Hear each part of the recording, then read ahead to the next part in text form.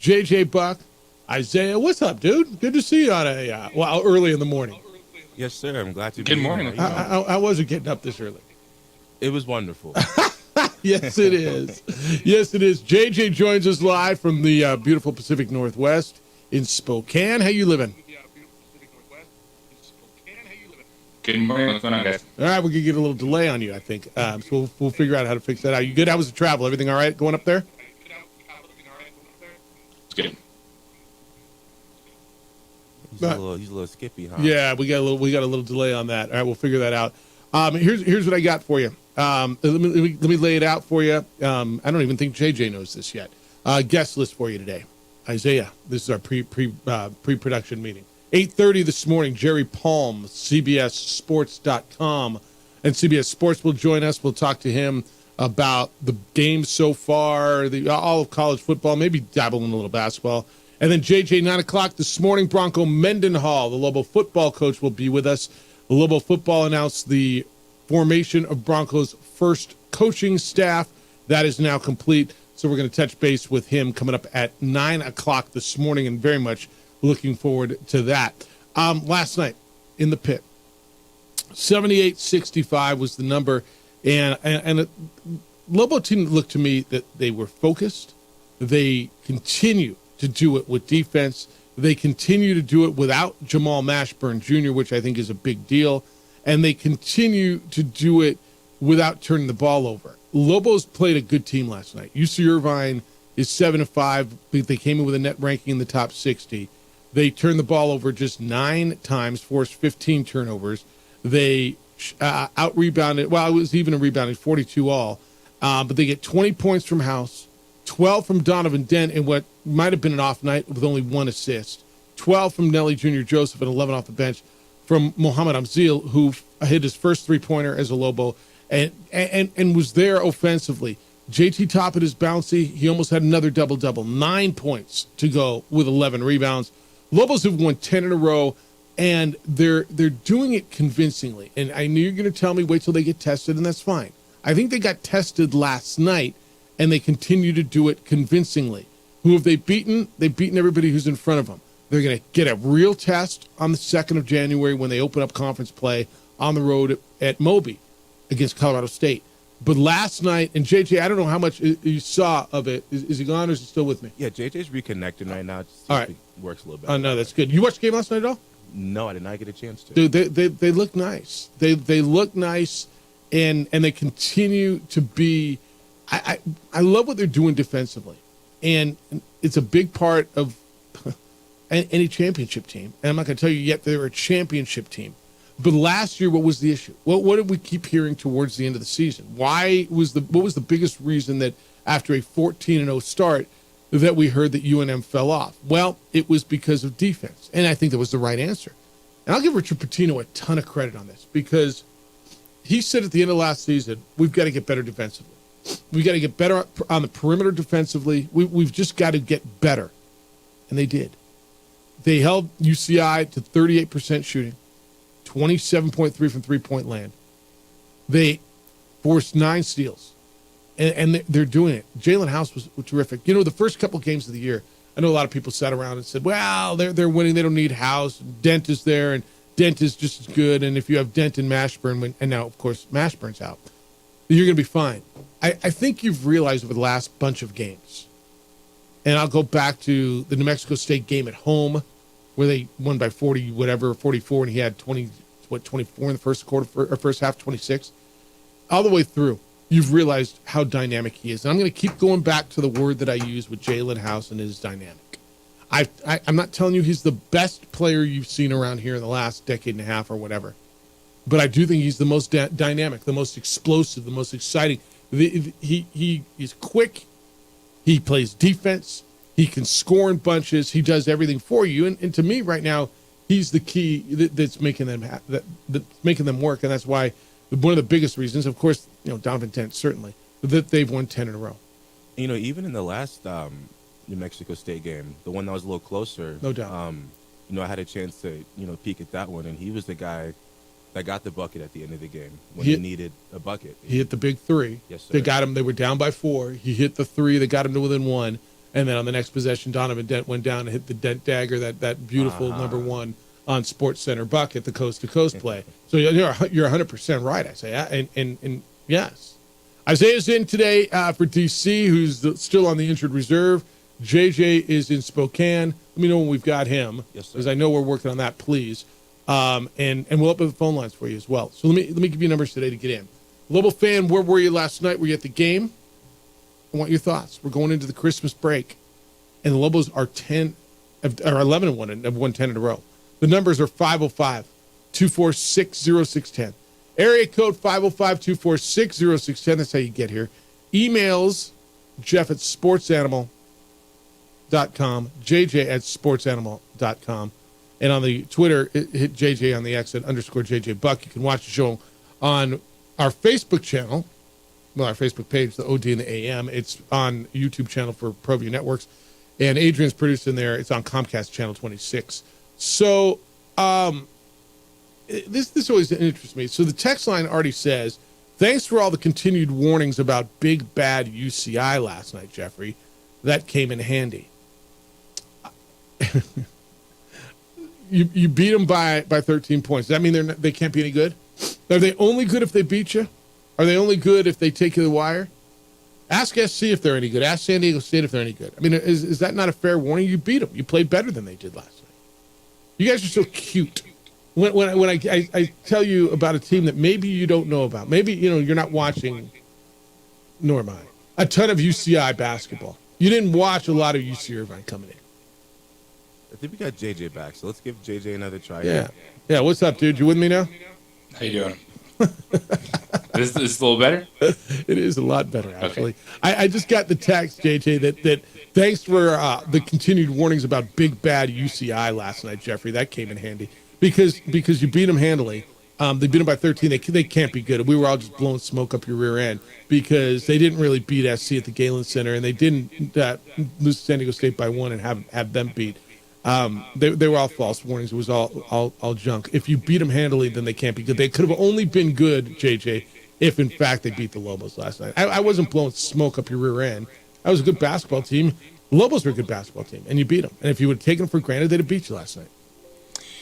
Yeah, this is, to me, more impressive about what the Lobos were doing than UCI not being as good as we thought they were going to be. This is a team in New Mexico where I am really impressed with what they've done defensively. I am very impressed with how they can struggle offensively and stay in games, how they controlled that team in the second half. Lobos were not hitting shots. It was close, and they pull away for double-digit lead. So to me, this is more about the Lobos being really good than anything regarding UC Irvine not being a competitive basketball team. Yeah, you can bag on what we had to tell you, or what Richard Pitino had to tell you, or what anybody else had to tell you, or SC must be horrible and San Diego State must stink then. It's a pretty good basketball team that they beat last night, and it's a good win. I don't know how much you heard of what I was saying. I continue to be impressed with the way they're playing defense, the way they're protecting the basketball, and all the talk about, Jalen House, you don't remember the beginning of the year when they were winning, House was out and it was Dent and Mashburn. Well, I mean, you don't really need House. I think you realize how good House is. Absolutely. This team, I'm really impressed because everything starts with what they do on defense.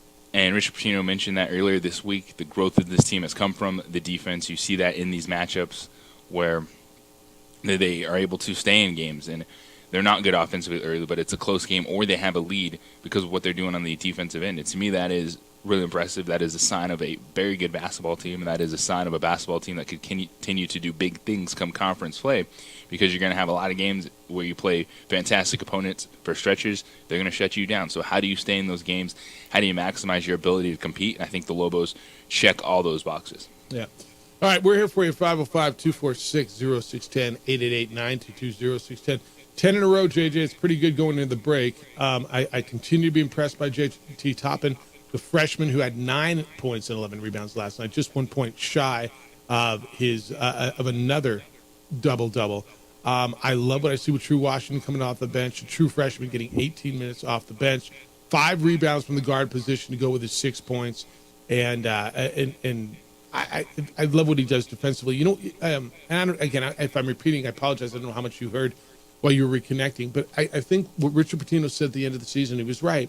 the reason that they fell off, they didn't finish strong, was defense. He said, we will get better defensively. And as of now, I got to give him a lot of credit because it's a better defensive team.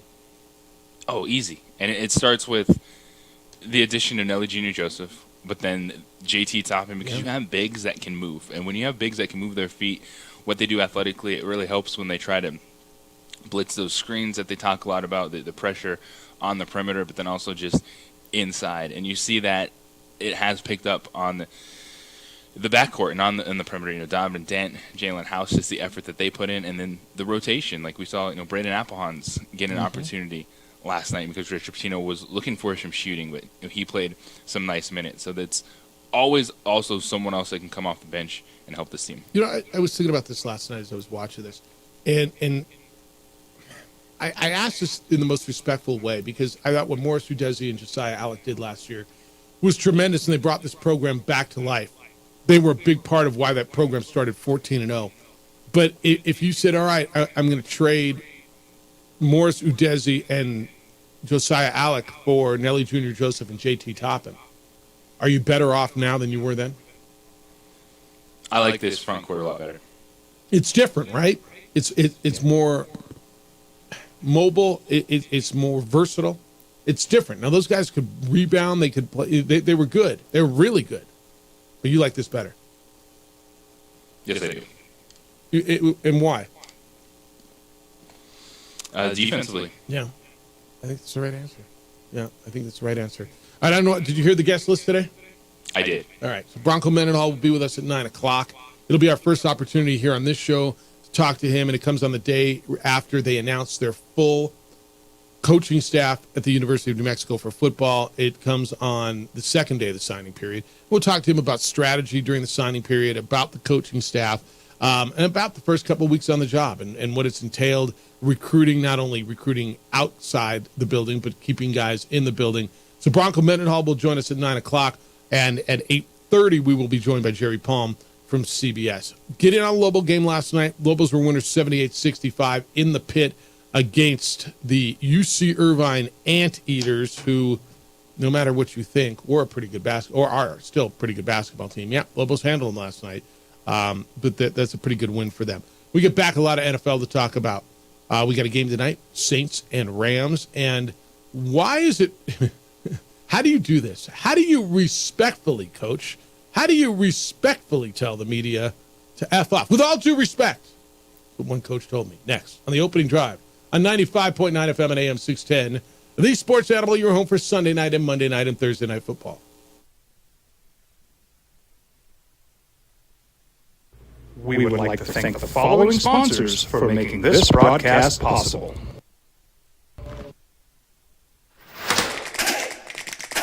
Albuquerque's leader in sports is Pro V. From pros to prep. All your favorite action.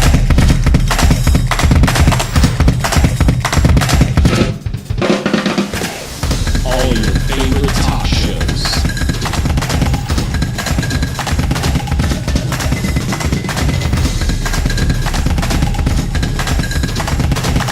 Find it on ProView Networks. What's going on, Lobo Nation? Ja'Cory Cross-Camara here. And I'm Devin Dampier. The Lobo football team going through some changes, but we're here to stay. We'll put in the work on the field and in the weight room, but we'll need to bring him off the field. 505 Sports Venture is leading the charge in the NIL space. And you can be part of it. Shorty, she better than all my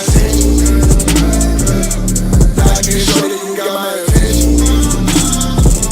See your baby, I get you the business. Touchdown and pay you a visit. Hi, I'm Steve Sunker here for Dr. Robert Melendez and the Juliet Eye Institute. You may remember me like this, but no more. The glasses are gone. I tossed them months ago because of a brand new procedure from Dr. Melendez known as RLE, Refractive Lens Exchange. The latest technology, the best eyesight I've ever had in my life, and you can check it out by clicking on the link in the description right here.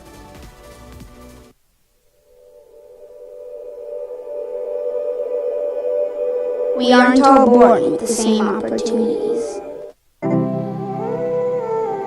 But it's the people who care that change everything. You ready, Sal? You ready? My coach, my teacher, my older sisters, my grandma, my brother, my tutor, my dad, my mom. As Mexicans, it's up to all of us to do our part. So that no child goes without love. And no family has to do it all on their own. They're all our children. Every single person is called to make a difference in the life of a child. It's up to all of us to do our part. To pull together. Pull together. Pull together. To make New Mexico the best place to be a kid.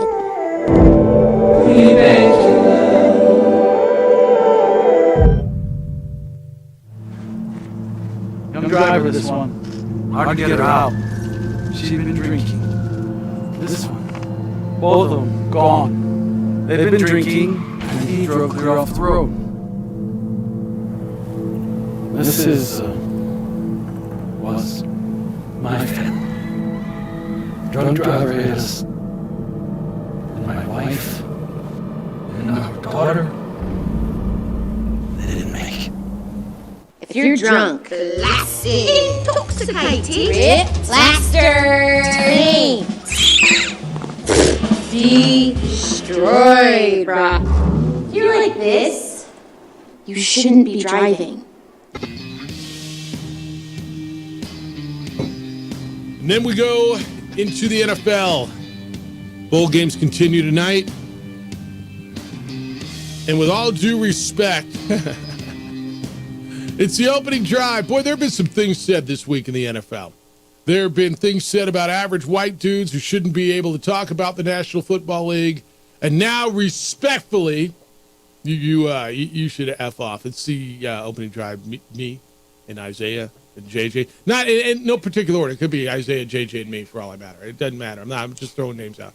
JJ's in Spokane. How's beautiful Spokane, Washington? Well, right now it is dark rainy and cold and rainy. and cold this morning. Yeah, it's you got a big game tomorrow. Lobo women against Gonzaga. That'll be here on the Sports Animal 1:30 tomorrow afternoon. JJ will crack the microphone from the kennel. Have you got to look at the building yet? Have you gone over there yet? No, we'll go over there tonight. All right. Enjoy Spokane. There's I had some good times up there back in the day. I did. All right. So big game this weekend. It's the Dolphins and the Cowboys. And two teams of very similar, and the word narrative came up about 1,000 times yesterday. So Mike McDaniel's narrative, the head coach of the Dolphins, was about narrative. Cowboys are 10-4, Dolphins are 10-4. Cowboys beat the Eagles at home, but neither of those outside of that have a signature road win, and neither outside of the Eagles game, and that's a win. That's a big signature win.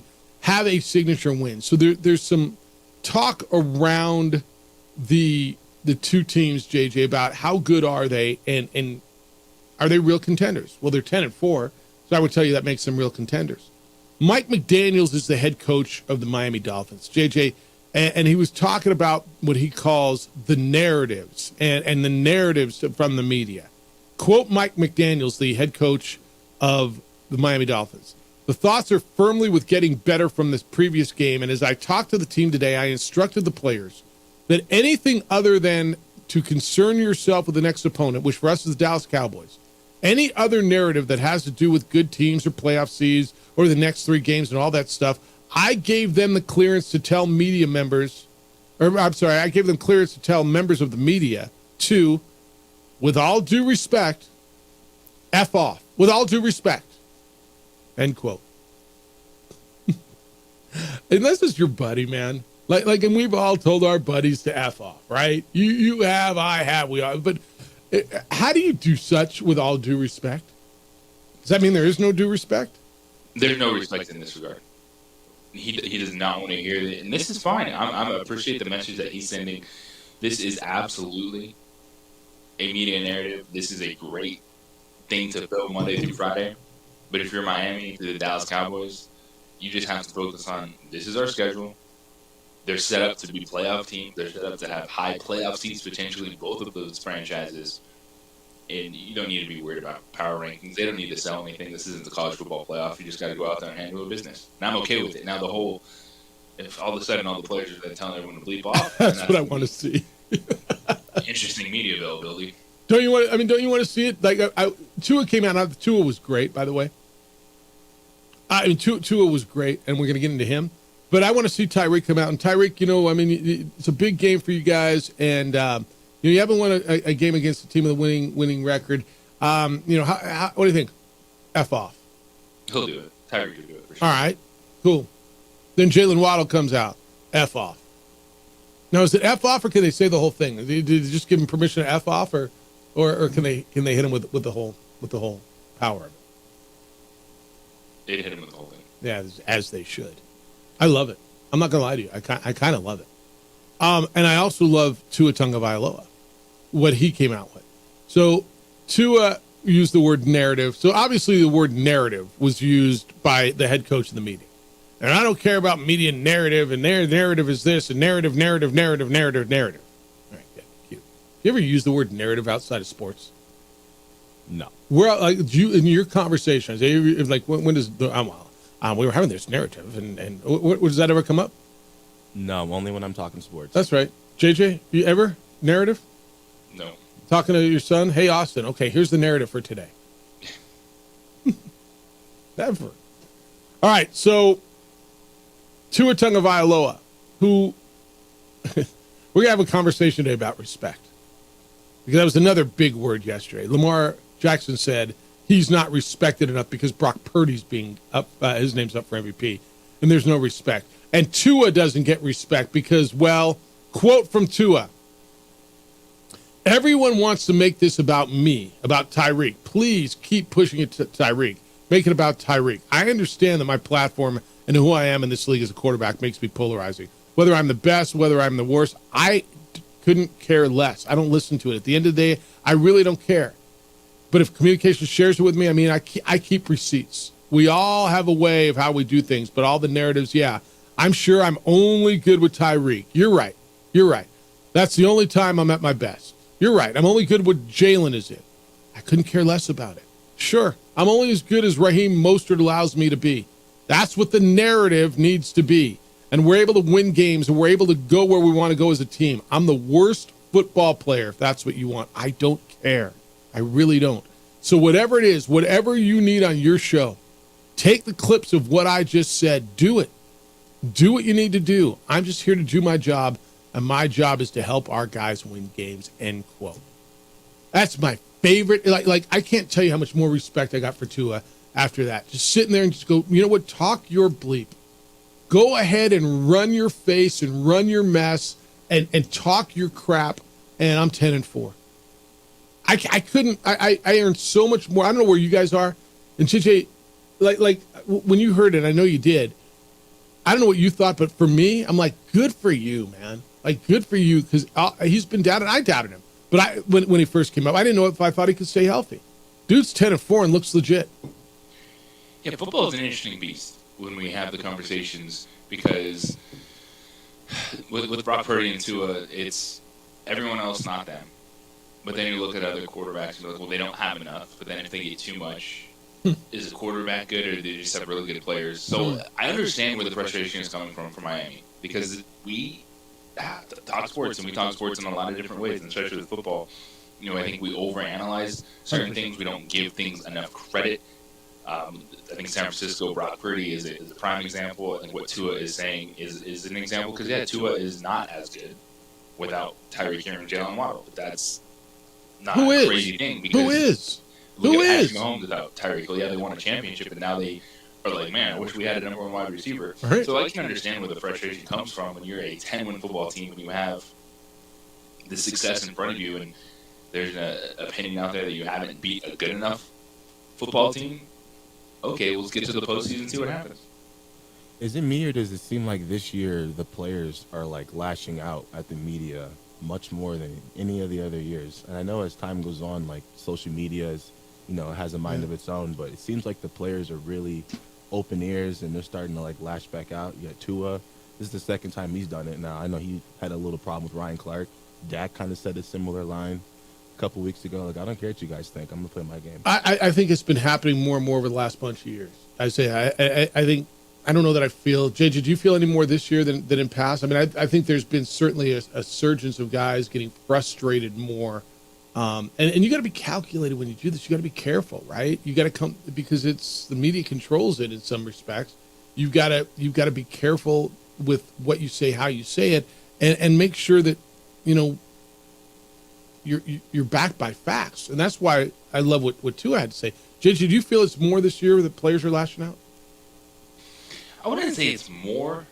I think it's we have two good football teams. One of them is the best football team in the NFL, the San Francisco 49ers. That we have such dramatic conversations about the quarterback play versus the coaching staff versus the talent that's available on the football field, that I can understand the frustration that boils over. But to your point, with what we've seen, social media the last few years, different platforms players are speaking out on. I don't know if it's more, but I think maybe it's, to what Isaiah was pointing out, there's been more direct shots. Like the Ryan Clark's Tua stuff was directly at Tua and questioning his workout and things like that. I think the media is getting a little bolder too, in some respects, Isaiah. I think there's been more direct shots. Look, we got more and more shows. There's more and more networks, and there's more and more hours of us, right? Talking heads. And, you know, I don't know that everybody does this. I think sometimes you've got to realize your platform. I understand where we are, but if I say something just outlandish, I mean, I watched something, JJ, I watched something pretty much local. I was in the room, blow up on a national scale that happened on Saturday night, right? I know how quick that can go. So I will never say something that I wouldn't say to somebody's face. And so I try to, that's a responsibility that I feel. And I know you kind of feel the same way, right? You're not just going to go be outlandish to be outlandish. But I think when you have so much content, look, you and I do this 15 hours a week, right? Other shows have 15, 20, 25 hours a week of content. Everybody's trying to stand out. And so everybody's trying to say something. And dudes hear it, man. They hear it. As much as they sit around and say, I don't hear it, they hear it. That's why I try to make sure, if I say, I'm not going to say something I wouldn't say to a dude's face, right? And if I believe it, then I can defend it. But JJ, I think, because Isaiah, it's a really good point. I just think there's so much content out there and so much being said, and everybody's monitoring everything, so it gets to the players. And and is there an added sensitivity to players now? I think there's a little bit of that. Oh yeah, for sure. And then nowadays even the players are starting to create their own podcasts, and have their fight own back. Exactly. And Micah, he says one thing and he already knows every day he's going to have 3 of the shows talking about what he says. You got Micah, Cam Newton just made some comments and those went viral. Even different sports, you got a lot of the ex-basketball players are creating podcasts. It's just becoming a big thing. Yeah, no, it is. But I think it's a great point. Now you got the head coach. I gave my players permission to tell the media, respectfully, with all due respect, to F off. That's going to be the theme, dude. That's going to be the theme of their press test. Every one of us is just going to go up there, and I got 2 middle fingers pointed at you. One says F, one says off. Hit the road, toodaloo. That's a song. I'll find you a little muck sticky. All right, when we get back, respect.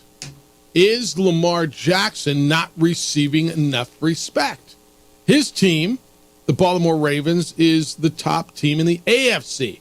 But yet we're talking about MVP and we're talking about 2 dudes in the NFC. Is he not getting enough respect? We're going to get into that when we come back on the night that the Rams and Saints will play right here on the Sports Animal. Hey, for years I've been telling you about IPS, International Protective Service. They offer you standing guards or 24-hour patrols to protect your home and protect your business. Look, businesses are closing down all over the metro area because of retail theft. That's why other stores are turning to IPS to keep the criminals away. I used IPS to protect my home for years. Bad guys do not care about how hard you've worked to build what you've got. IPS will help you protect it. IPS Technology Teams installs video cameras and alarms. The video will record. The video that's recorded will help the police in any investigation. And the video surveillance discourages criminal activity. Sign up, have IPS monitor your alarm and your cameras When they see something on the alarm or the alarm goes off, it's 7 minutes or less, and they will be there. IPS provides the manpower and technology to protect you and your family and your property. It's a winning combination. The number is 505-897-2420, 505-897-2420, or online at ipsglobal.com. IPS is passionate about making Albuquerque a better and a safer place to live and work.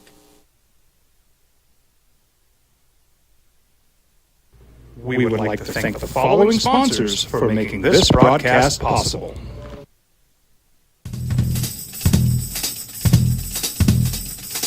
International Protective Services is a proud supporter of ProView Sports and New Mexico Youth Athletics. IPS provides residential and commercial security services in the Albuquerque metro area. For more info, please call 505-897-2420 or visit internationalprotectiveservice.com. Rosendo Mahad here, President of Carpenters Local 1319. Juan Junior Gonzalez, Warden of Local 1319. Some people have a misconception about what a carpenter does. The carpentry trade entails more than just woodworking or building houses. We are responsible for 85% of a construction job site. Everything from the superintendent on down. We have a great apprenticeship program. The information can be found on our website.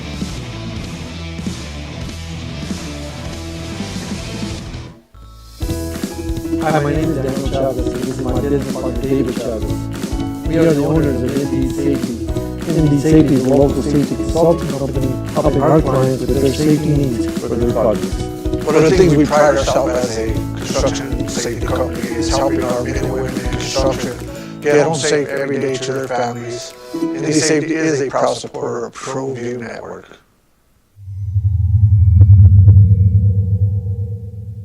Hi, I'm Steve Sunker here for Dr. Robert Melendez and the Juliet Eye Institute. You may remember me like this, but no more. The glasses are gone. I tossed them months ago because of a brand new procedure from Dr. Melendez known as RLE, Refractive Lens Exchange. The latest technology, the best eyesight I've ever had in my life, and you can check it out by clicking on the link in the description right here.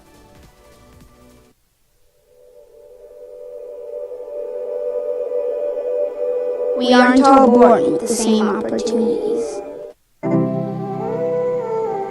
But it's the people who care that change everything. You ready, stop, ready? My coach, my teacher, my elder sisters, my grandma, my brother, my tutor, my dad, my mom. As Mexicans, it's up to all of us to do our part. So that no child goes without love. And no family has to do it all on their own. They're all our children. Every single person is called to make a difference in the life of a child. It's up to all of us to do our part. To pull together. Pull together. Pull together. To make New Mexico the best place to be a kid.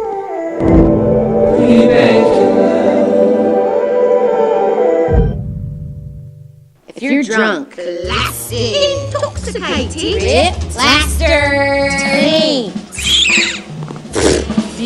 destroyed, bruh. If you're like this, you shouldn't be driving. Young driver, this one. Hard to get her out. She'd been drinking. This one. Both of them gone. They'd been drinking, and he drove clear off the road. This was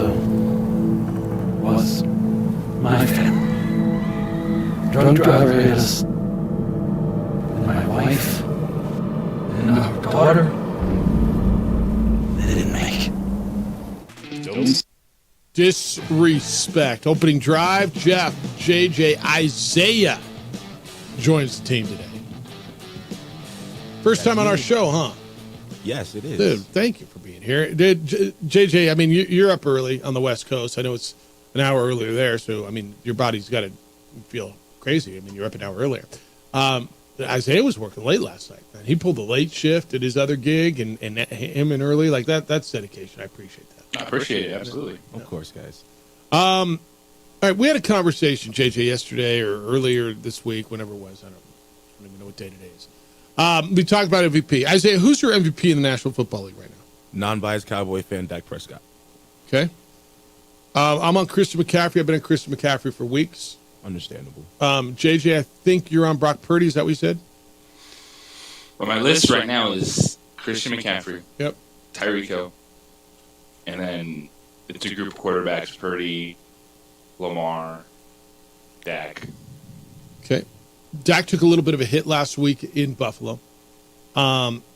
There's no horrible answer right now, right? Well, there are, but none of those were horrible answers right now.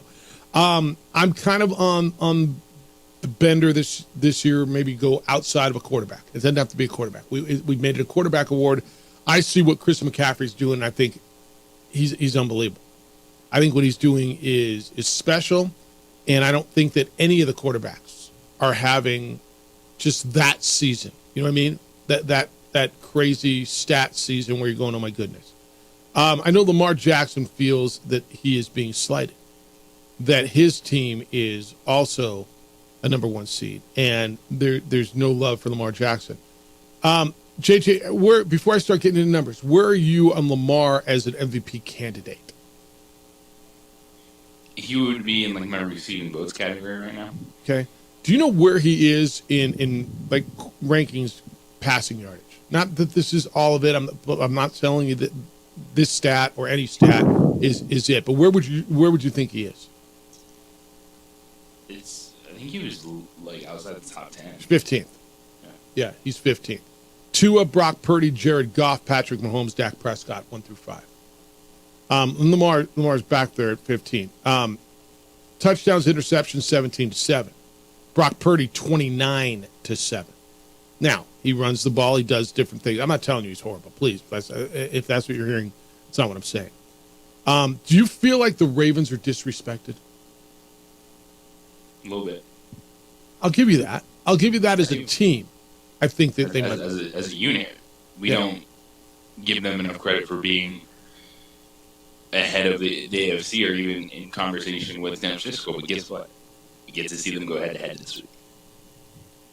The Ravens in Kansas City. The Ravens are 11-3. Dolphins are 10-4.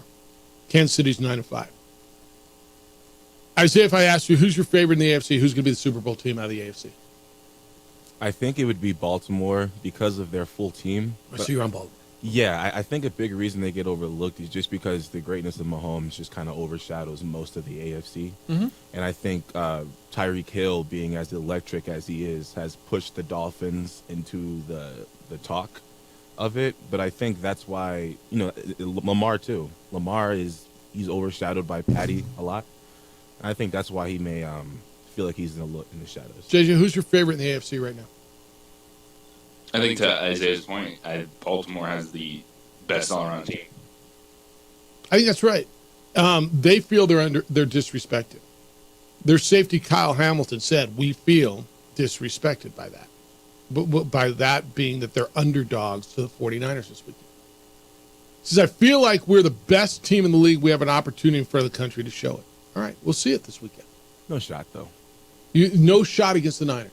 I am, as a Cowboy fan, I have to be. But I have a lot of respect for San Francisco, but also as a football fan. They just, they may keep teams around, but once they get going, there's no team that can hang with them. The only hope is that they have a bad game. So it's Christmas night in San Francisco. No shot. So if this was the Super Bowl would be a blowout. Because this may be the Super Bowl. 2-touchdown game at least. Really? Yeah. And it might be. Yeah, San Francisco, and the bigger the game, it seems they really get pumped. All right, so if they get run by 14, can the media say F you to them? Oh, sorry. You can't do that. But honestly, if they get run by 14, is this perceived lack of respect then warranted, validated, verified? It would seem so, but it shouldn't be. I think the 49ers are beating teams so bad, it makes it easy for everyone to say, to judge them. But I think San Francisco is just that much above the rest of the league. JJ, what do you think? I don't think Baltimore should feel disrespected this week. Like, yeah, you're going to be road dogs. The best 5.5 football. Yeah. Like, that's a number that makes a ton of sense. I think just overall the narrative, too, about Lamar Jackson he's never been looked at as a good quarterback because he's a running quarterback. And I think we have seen things this season that I believe in him more come the postseason, the way that he's played the last 2 games. The second half against Jacksonville is a prime example. First half, not good offensively, not great numbers. He made some big-time throws and had some big-time catches in that second half. And those are the things you want to see. The week before when he was throwing darts, had 3 touchdown passes, had that late pass to Zay Flowers against the Rams. Like, those are the things that now I believe in Lamar Jackson and his arm moving forward. But, in the moment, it's what you got to do. Baltimore being underdogs at San Francisco, they should be, because San Francisco's the best team in the world. You give him a shot this weekend? Isaiah said no shot. No shot. It's going to be a 2-touchdown game. You give him a shot? I do. Yeah, I do too. I'm looking at the AFC. You know what's crazy about this? When it's all said and done, after this crazy year, you know who's probably going to still be standing as the teams we talked about?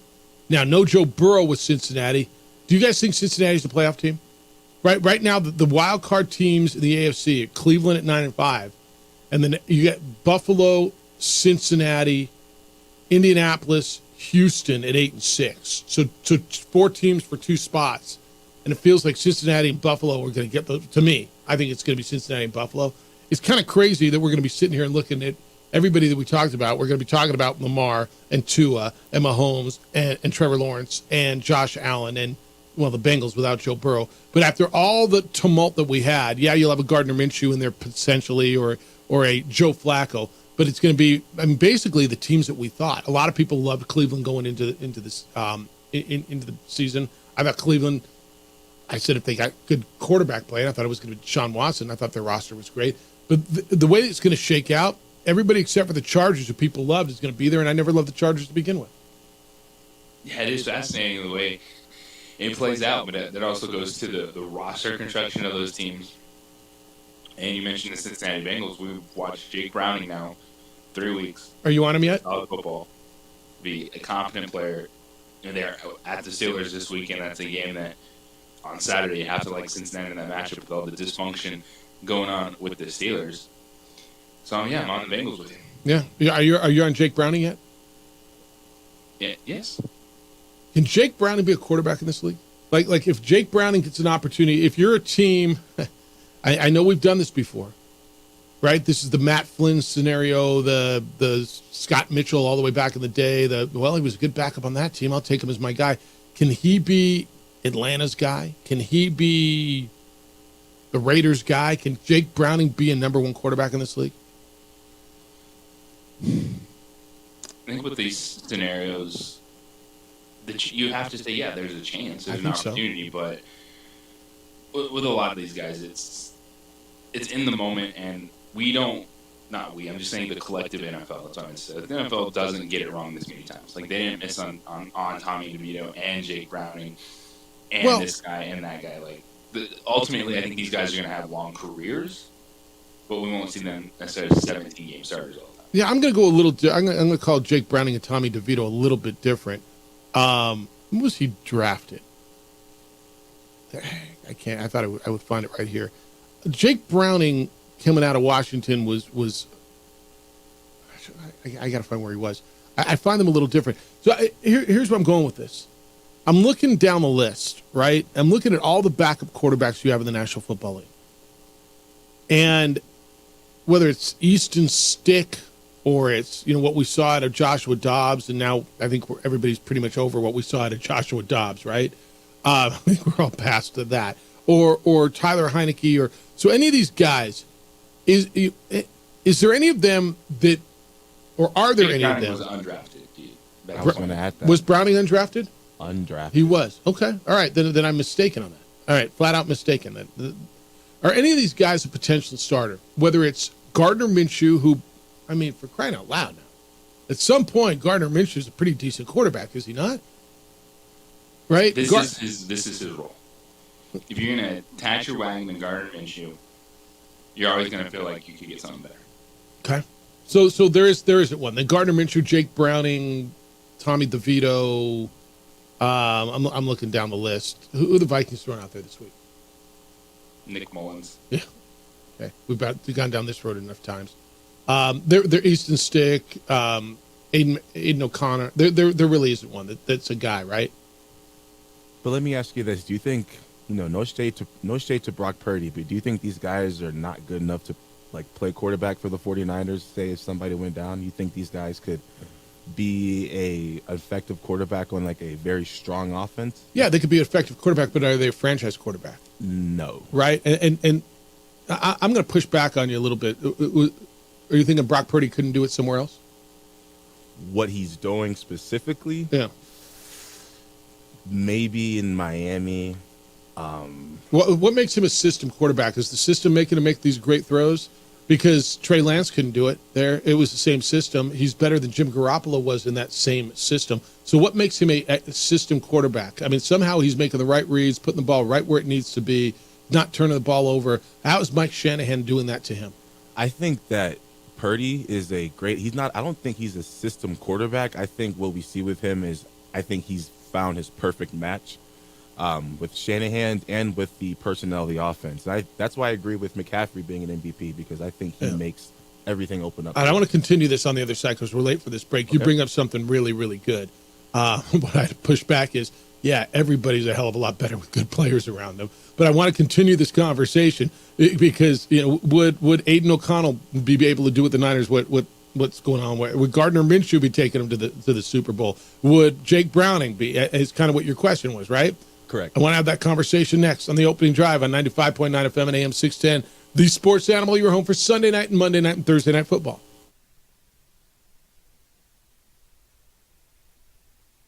We would like to thank the following sponsors for making this broadcast possible.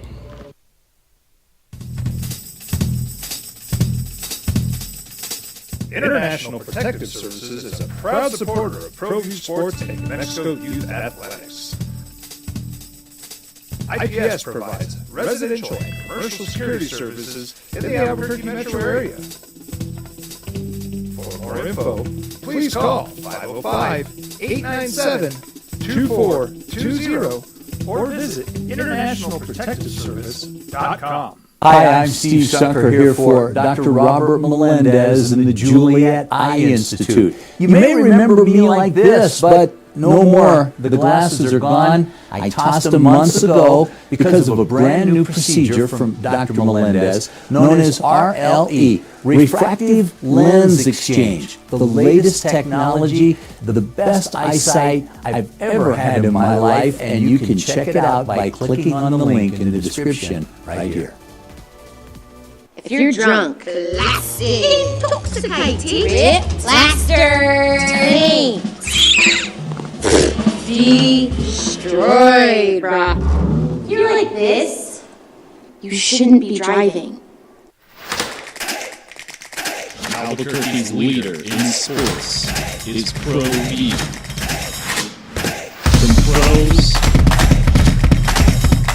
to prep. All your favorite action.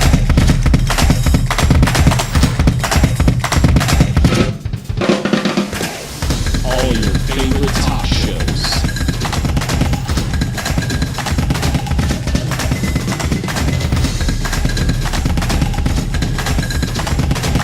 Find it on ProView Networks.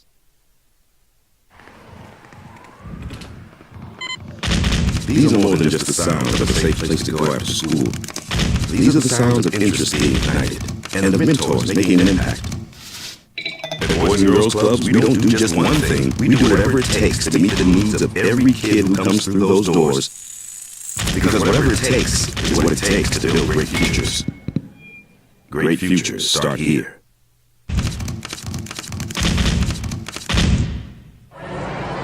Hey, look! It's Dwight Goodman! This place is hot. Let's see if anyone needs my help. How about I drive you that man home, huh? I got this, Dwight. I'm the designated driver. Boom. Sweet. Does anyone need Dwight's help getting home tonight? No thanks, Romeo. I've got a taxi all lined up. Drive safe, Dwight. Boom! Boom! What's What's going on, Little Nation? Ja'Cory Cross-Camara here. And I'm Devin Dampier. The Lobo football team is going through some changes, but we're here to stay. We'll put in the work on the field, in the weight room, but we'll need to help off the field. 505 Sports Venture is leading the charge in the NIL space. And you can be part of it. Strategy better than all my intentions.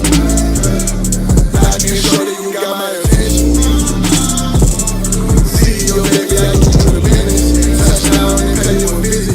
For 50 years, Clark's Pet Emporium has been your pet's favorite stop. Santa Paws has left thousands of holiday gifts for your furry, scaly, and winged family members. Pick up a gift for a pet lover or even a new pet. Clark's has shelves full of pet beds, sweaters, toys and treats, habitats, and tanks galore. Locally owned and operated with 2 convenient locations for all your pet needs. 11200 Manal Northeast or 4914 Lomas Northeast. Clark's is celebrating 50 years. Thanks to you, the Christmas Superstore. ClarksPets.com.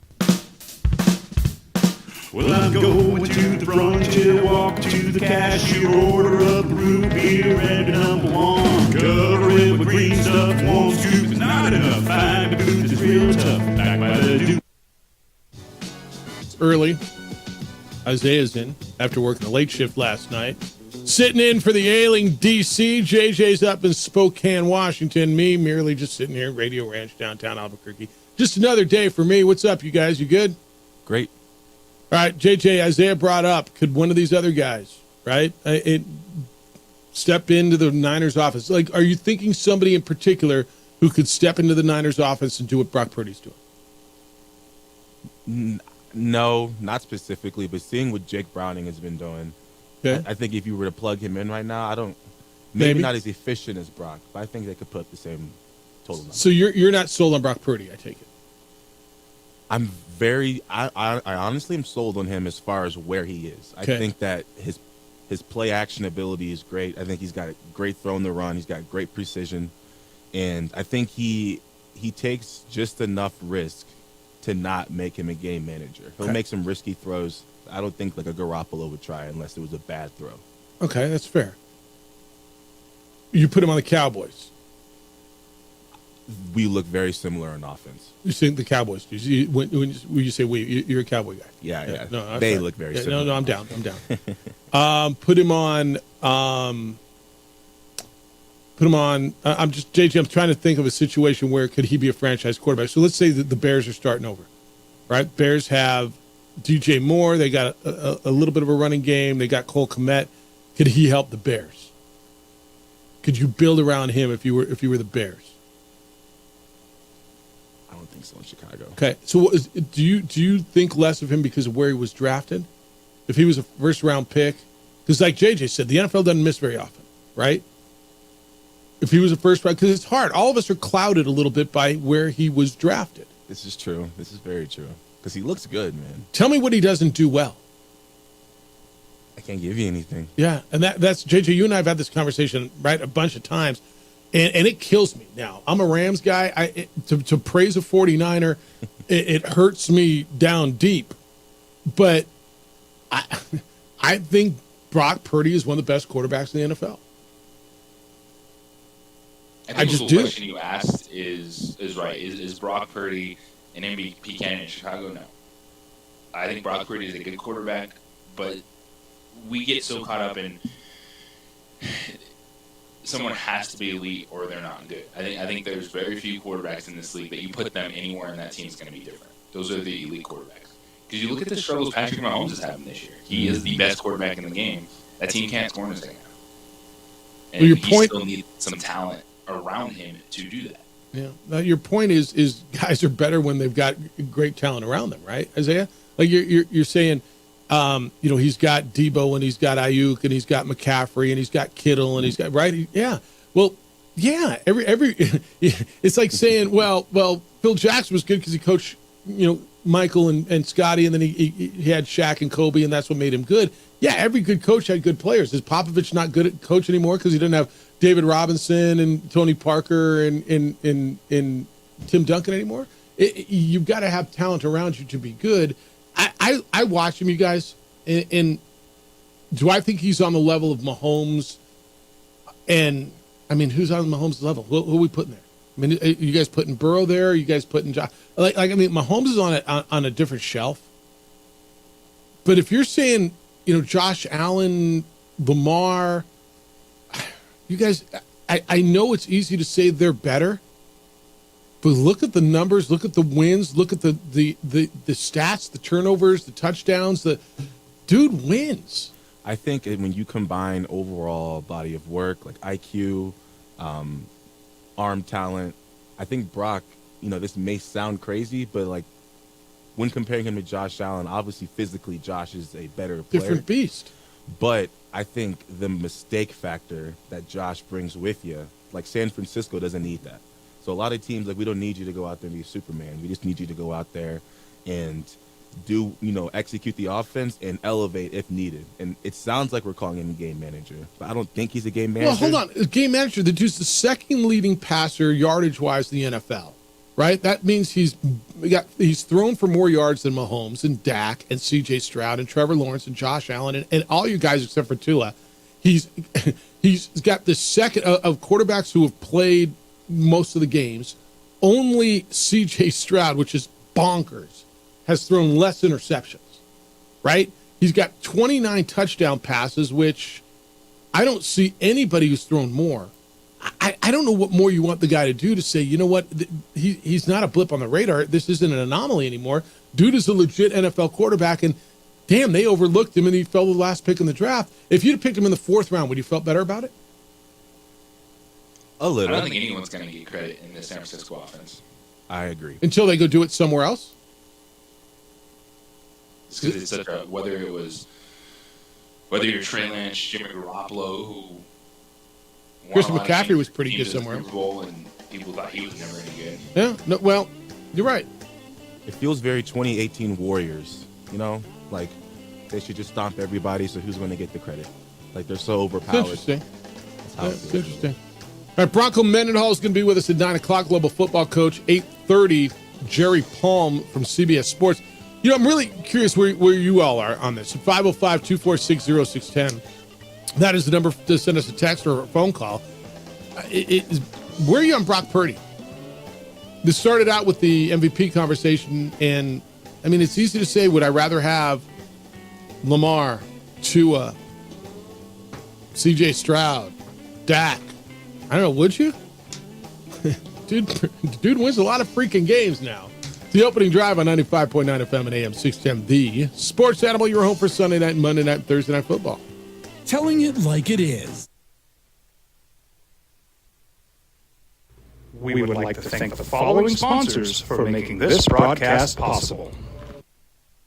What's going on, Little Nation? Ja'Cory Cross-Camara here. And I'm Devin Dampier. The Lobo football team going through some changes, but we're here to stay. We'll put in the work on the field and in the weight room, so we'll need to bring him off the field. 505 Sports Venture is leading the charge in the NIL space. And you can be part of it. Shorty, she better than all my attention. Like me, shorty, you got my attention. See your baby, I get to the business. Touchdown and pay you a visit. International Protective Services is a proud supporter of ProView Sports and New Mexico Youth Athletics. IPS provides residential and commercial security services in the Albuquerque metro area. For more info, please call 505-897-2420 or visit internationalprotectiveservice.com. Young driver, this one. Hard to get her out. She's been drinking. This one. Both of them gone. They've been drinking, and he drove clear off the road. This was my family. Drunk driver hit us. And my wife. And our daughter. They didn't make it.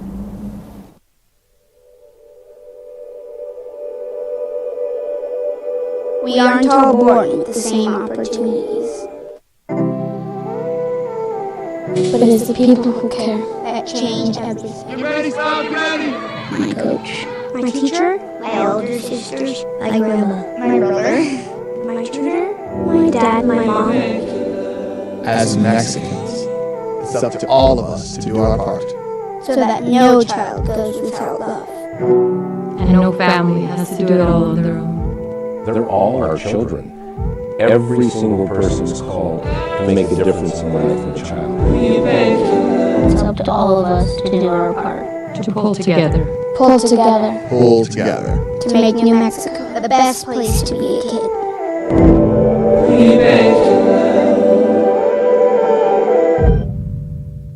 Teenagers love a party, especially during prom and graduation season. Often alcohol is involved. Some parents think that hosting a party with alcohol in their home will keep the kids safe, but it's wrong and it's illegal. As a parent, to allow your teenagers, underage friends to consume alcohol on your property is a felony. Parents who host lose the most. Don't be a party to teenage drinking. This is a program of the Drug Free Action Alliance. For more information, go to burnco.gov/do-not-host. Albuquerque's leader in sports is Pro V. From pros to prep. All your favorite action.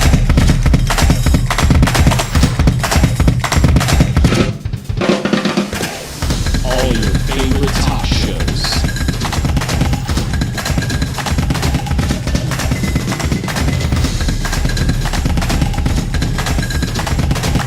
Find it on ProView Networks. What's going on, Little Nation? Ja'Cory Cross-Camara here. And I'm Devin Dampier. The Lobo football team is going through some changes, but we're here to stay. We'll put in the work on the field and in the weight room, so we'll need to bring him off the field. 505 Sports Venture is leading the charge in the NIL space. And you can be part of it. Try this shit better than all my attention. I can show that you got my attention. See your baby, I get to the business. Touchdown and pay you a visit. Okay, now, narrative, system quarterback, lack of respect. You know. What up? Merry Thursday. It is today's the 21st. Is that the day it is? Opening drive, Jeff, JJ, Isaiah's in for the ailing DC. We're here for you today. 505-246-0610, 888-922-0610. Your emails come in this morning. Jeff at sportsanimalabq.com, JJ at sportsanimalabq.com. JJ's in Spokane. That is in the state of Washington. He has Gonzaga and the Lobos tomorrow. Lobo women's basketball right here on The Sports Animal. We are in downtown Boracay. We're taking your calls and having a conversation about disrespect. Lamar Jackson, and more so the Ravens, have said that they feel disrespected. They are 5.5-point underdogs on the road against the 49ers this week. And Isaiah, you just heard in the break, Boomer Esiason said, is the Super Bowl the 49ers invitation, right? And so we're having a conversation about disrespect. And JJ, I hate the ranking thing, but you're a team right now. How many teams do you think would love to have Brock Purdy as their quarterback? I mean, half the teams in the NFL would it be an upgrade with Brock Purdy? Yeah, Brock Purdy feels very Kirk Cousins-like to me. I feel so much better than that to me. He's not that much better than that. But it feels it to me. Because he's on the best team in football. Kirk Cousins would feel like best quarterback in football if he was in that offense. It's that's your point. See, look at you got Isaiah smiling over there. He's like, yeah, that's my point. No, but if you were drafting these quarterbacks and take out Christian McCaffrey, Deebo Samuel, then instead of an average offense, you would go your Mahomes, Allen, Burrow, get them out of the way. Would you take Lamar Jackson over Brock Purdy? You gotta. Yeah, probably. But that's what I'm saying. I'm telling you, I think at least half. You would take Lamar Jackson, and you would take Tua, and you would take Mahomes, and you would take Josh Allen, and you would take Joe Burrow. Purdy and Tua are very similar. Would you take Jordan Love over him? No. Would you take Russell Wilson over him? No. Would you take Kyler Murray over him? Mm-hmm. See? Nah. Justin Fields? Yes. Really? I would take Fields over Purdy. Would you? All right, so he's got you thinking. That's good. So I got a number 1 pick and a number last pick. I think it's 256 is the number. See? I here, look, New England, give you no brainers that they would take him right now. New England, the Jets, Pittsburgh, Tennessee, I think Denver, the Raiders, Seattle. Agree. Tampa Bay over Baker Mayfield. Yep. New Orleans over Derek Carr. Yep. Atlanta. Yes.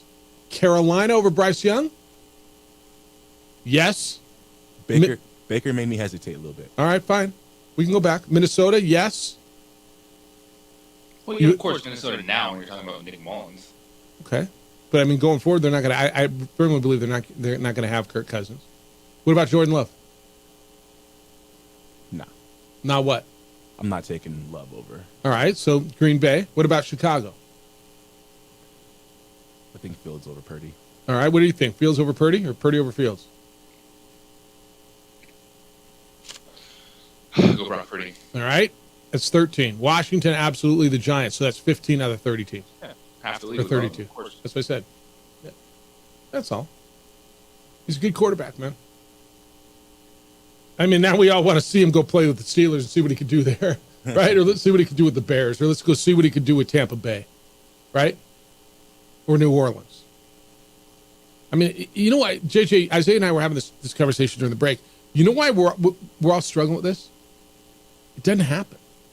It doesn't happen. Like you said earlier, the NFL doesn't miss. Tom Brady was a 6th round pick. Okay. Everybody goes, well, look, Tom Brady. Okay, it happened once.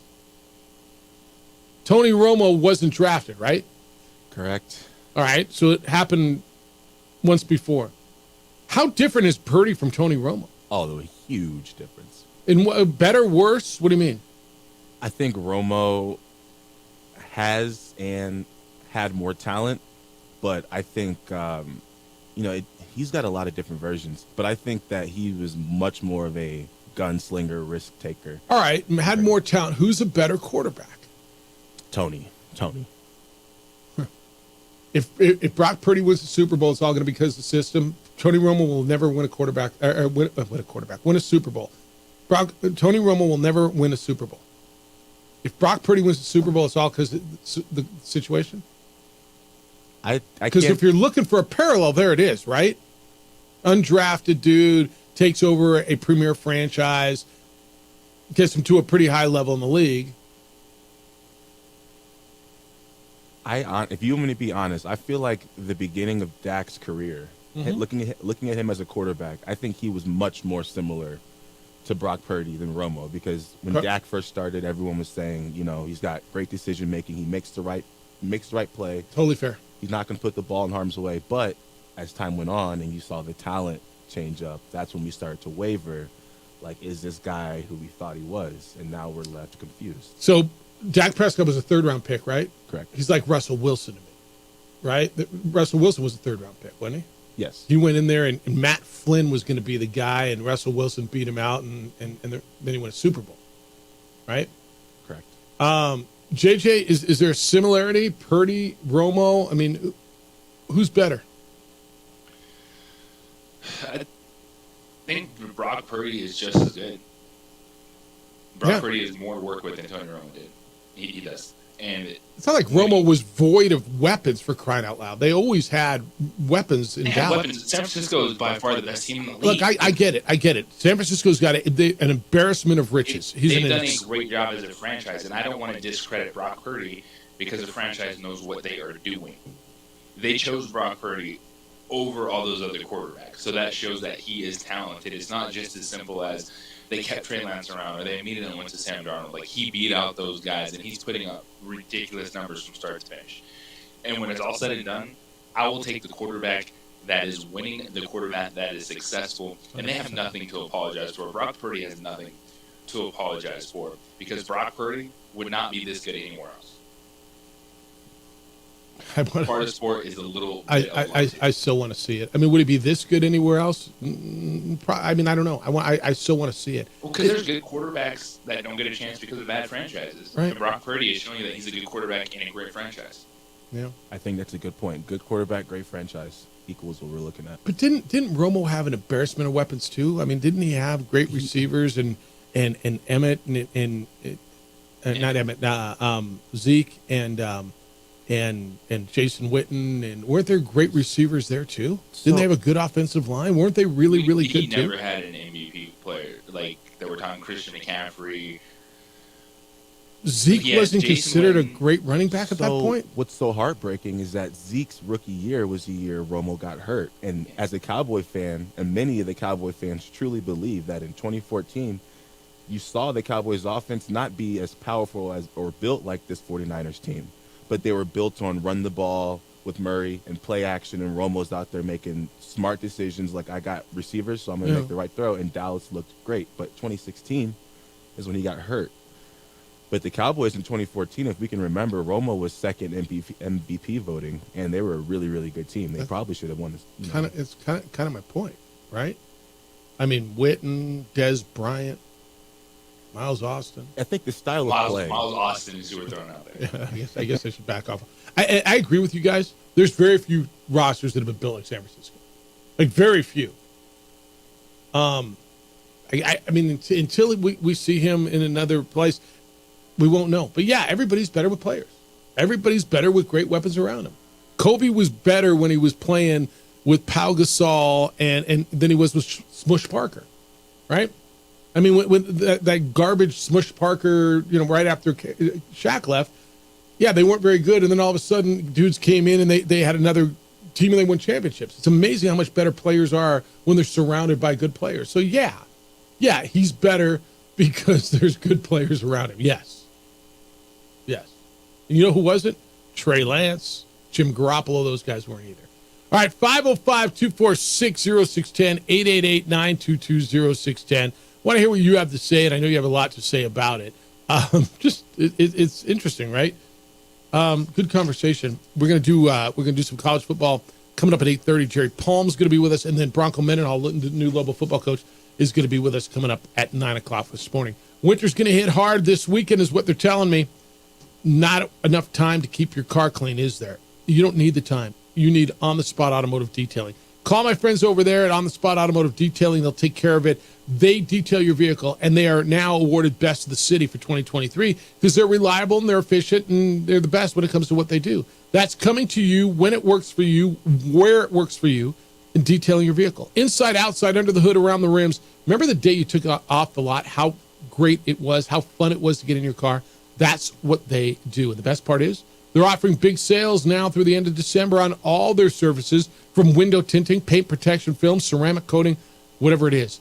And it's a great gift. If you're looking for that great gift, I've given this one. People love it. OTSdetailing.com. That's where all the info is. You can book and buy there. OTSdetailing.com.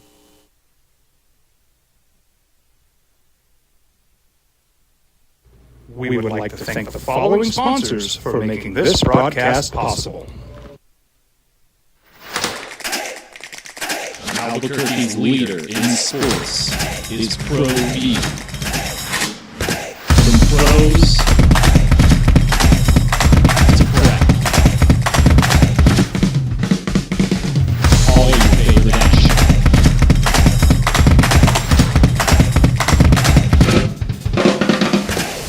All your favorite talk shows.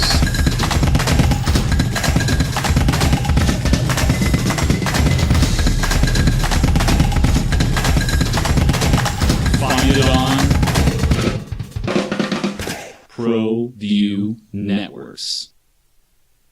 What's going on, Lobo Nation? It's Corey Krosky here. And I'm Devin Dampier. The Lobo football team going through some changes, but we're here to stay. We'll put in the work on the field and in the weight room, but we'll need to bring him off the field. 505 Sports Venture is leading the charge in the NIL space. And you can be part of it.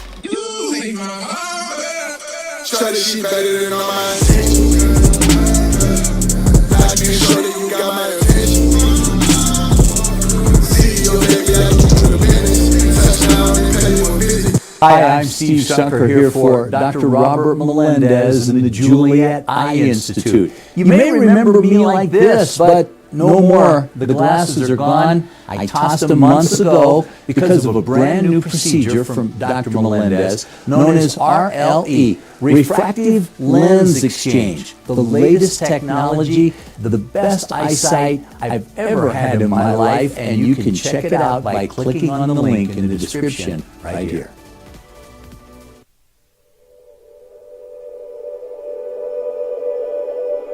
We aren't all born with the same opportunities.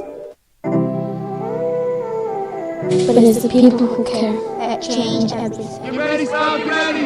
My coach, my teacher, my older sisters, my grandma, my brother, my tutor, my dad, my mom. As Mexicans, it's up to all of us to do our part. So that no child goes without love. And no family has to do it all on their own. They're all our children. Every single person is called to make a difference in the life of a child. It's up to all of us to do our part. To pull together. Pull together. Pull together. To make New Mexico the best place to be a kid.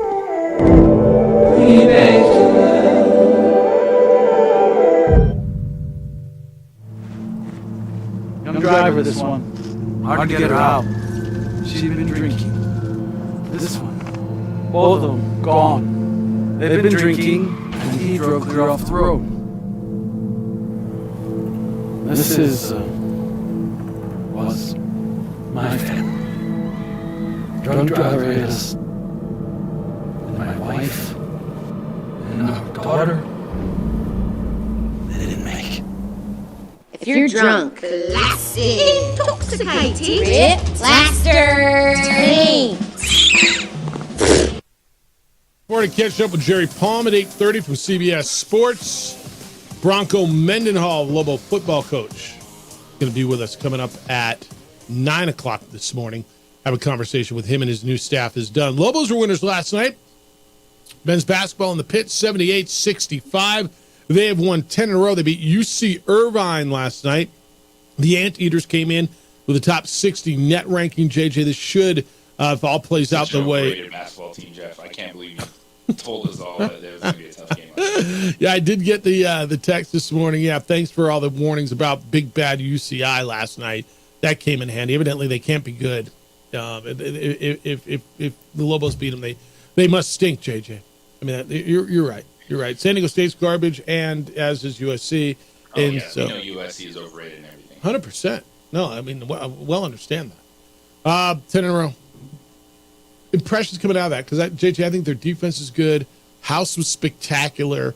The depth is there. Anybody can have an off night, and you don't suffer. And they're doing this all without Mashburn. I like this team more than last year's team, and I understand what last year's team did. They had the win at St. Mary's. They started the season 14-0. I think this year's basketball team is better because the development. Donovan Dent is a difference maker, true point guard. I think Jalen House is the better basketball player that he's older. The front court with Nelly Jr. Joseph and JT Thompson plays defense. And Morris Udeze was a fantastic scorer. Josiah Alec played really hard. But they did not mesh the same way this group meshes. Then Jamal Baker is shooting threes on the perimeter, his veteran experience. And then it's pick who you want to come off the bench. And it was Braden Applehands last night, Isaac Mashila. He turned his ankle, so he wasn't available. We've seen him have some good minutes. Mustafa Amzil in the first half gave him a few quality minutes. They're deeper, they're better, and I think that this is a team that you can believe in as a Lobo fan. Rudy, you believe? You're on the Sports Animal. Good morning, Rudy. Good morning. Yeah, that was a salty coach and a salty team last night. I don't know when the last time it was that I saw two flagrant personal fouls in the same game, but UC Irvine is not afraid of contact. And so it was a real physical game. I was impressed with one thing that the Lobos did, and that is that they can make adjustments in the middle of the game.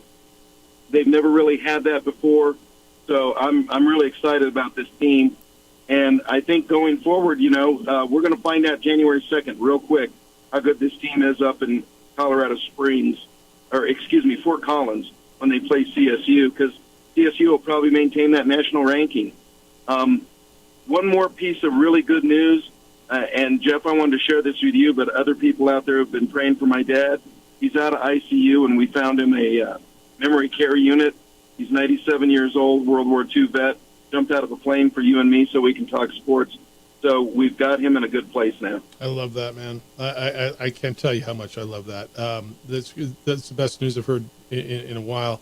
And best to you and your dad. Certainly the holiday season, but always, man. Your family's great people. So congratulations on that. And I know JJ and I are sending you and your family lots of love and good thoughts, Rudy. Have a Merry Christmas. Thanks. Well, he missed his first, New Mexico Bowl this year, so maybe we can rally him and get him to the New Mexico Bowl next year. Last I heard, I don't think we've been canceled yet for next year, so I think we're having another one. So very good. Let's see. Who knows? Thanks for all the great kind thoughts. Thank you. Thanks, Rudy. Yeah, that was a physical team last night. JJ, it was a team that's not afraid. They played competition. They weren't afraid to come into the building. The Lobos are better, and I think it's okay to say that was a good team, and Lobos beat them. I look back at the St. Mary's game now, JJ, and I'm like, I don't know. I honestly don't know what to think of that, other than this team was playing, what was it, their second or third game together, and didn't really know who they were. House didn't play in that game, right? In St. Mary's? Yeah, it was the second game of the season. Yeah. First of all, I think it shows you how important House is. And is House more important than Mashburn? I don't know that I think one's more important than the other. But I think when you play a team that is that good on the road, you're like, when they go to Colorado State, they're going to need them both.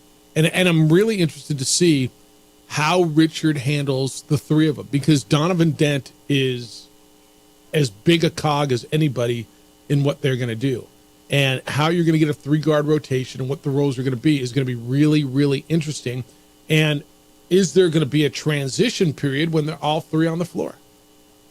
There is going to be some bumps in the offense. There is, because Donovan Dent's not coming off the floor in terms of coming out of your starting lineup, excuse me. So I think Baker is the one that takes the hit initially, because we did see in the first game of the season, Lolo started those 3 guards. It was Dent, House, and Mashburn in the backcourt.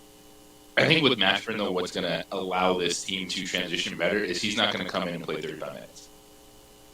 And I think when he's coming off this injury, Rich Pitino will have the right game plan for him, and maybe it's even start out with 20 minutes and go from there. But I think that will allow them to figure out their rotation. And with anything in basketball, you go through your game, and then that last stretch, if it's a tight game, that final 4 minutes, final few minutes, what's your lineup going to be? Probably expect it to be those 3 guys a lot of times, but then if you need defense, you can go bigger. Dan says most frustrating JJ, what are they, 11-1? The most frustrating season ever. Jeffrey, Juan Jose, Dimitri Carroll, and Isaiah Jerome. That's what you've done. He says this was really the year for Lobo basketball to test themselves in non-conference. This was the season to get into one of those high-level exempt tournaments. Instead, we don't know how good they really are as the cavalcade of cupcakes continues. This would have been a year to test yourself. Now you don't just sign up for the Maui Invitational or the Champions Classic, JJ. I know people think, well, we're in. We're going this. You get invited to these things, right? You get invited to these multi-team event tournaments, these holiday time tournaments. You don't get to just say, hey, we're good now, put me in the Maui, right?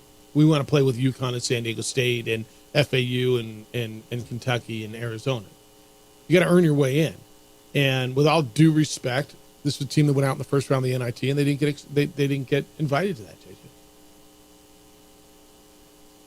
I mean, was this the year? Yeah, it would have been nice to see. Like, what if they'd have played? I don't know. Give me a couple. Remember the year they went back east and played Auburn and Wisconsin in Brooklyn? Would have been nice to see this year, right? Yeah. Look at Boise State's schedule this season. It's a great example. They played tough competition, lost those games, but no one's talking about Boise State. No one's like, wow, look at who they played. I know they lost the game, but good job.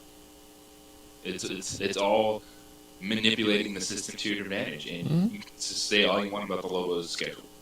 It's not hurting them in net ranking. It's not hurting them in KenPom right now. Well, and you can talk about San Diego State. They got Stanford tonight, Gonzaga next week. They played BYU. They lost to Grand Canyon. They got to start winning some games too now. Yeah, they're playing a schedule. They better start winning some of them, too. Mike, good morning. You're on the Sports Animal. Hi, Mike. Hey, good morning. Hey, one of the things that is relevant this year is their defense. Yes. And with the rotation that we keep talking about, if he's running them as hard as these guys are working, I mean, come on, it's been a while since we've seen defense like this. They're swarming every play, and you know that these players can't get the minutes that an average low rotation can play. I think with the way he's pushing these guys on defense, you're going to want a rotation. You're going to want to run in full 3 or 4 players at a time. Yep. And when they've got the bench to do that. Yeah, the depth on this team is something that, you know, and you're watching it, right? Because House was out for a while, Mashburn's was out for a while, Mashila was out yesterday, and it doesn't feel like they miss a beat. And if and when they are full strength, I think they're going to be terrific. And, yeah, he's not going to have to run these guys 35 minutes a night either.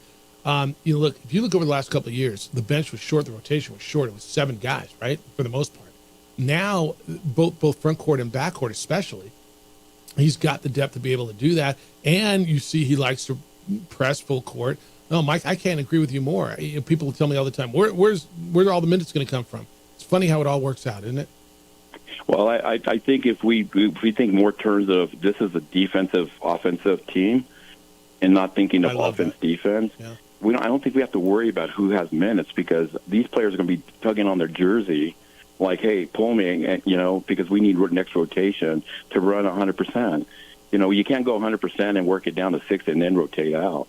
You know, once you drop down below a 90% effort, then you should be pulling guys and changing them out. And I think they have the rotation for that. Yeah. And I don't think worrying about scoring offensively instead of worrying about scoring off of defense should be our priority. Good call, Mike. Appreciate you. Don't be a stranger. Mike called at 505-246-0610. All right, when we come back, we'll talk a little college hoops and college football. Jerry Palm, one of the gurus over at CBS Sports and our good buddy, will join us next. Talk to him about bowl games. And JJ, we haven't got into this yet. Washington State and Oregon State are going to join the West Coast Conference for non-football and baseball sports and what that might mean. We'll talk with Jerry Palm from CBS Sports next on the opening drive on 95.9 FM and AM 610, the Sports Animal, your home for Sunday night, Monday night, and Thursday night football. We would like to thank the following sponsors for making this broadcast possible.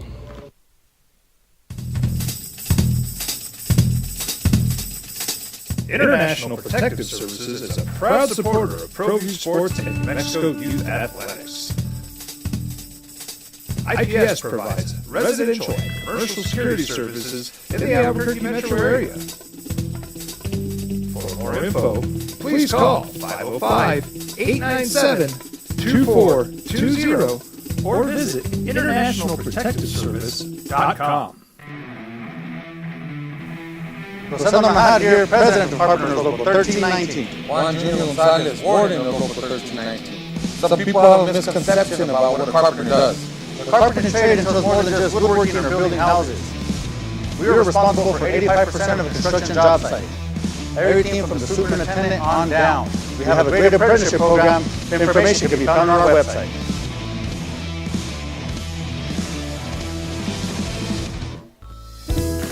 Hi, my name is Daniel Chavez, and this is my business partner, David Chavez. We are the owners of ND Safety. ND Safety is a local safety consulting company helping our clients with their safety needs for their projects. One of the things we pride ourselves as a construction safety company is helping our men and women in construction get home safe every day to their families. ND Safety is a proud supporter of ProView Network.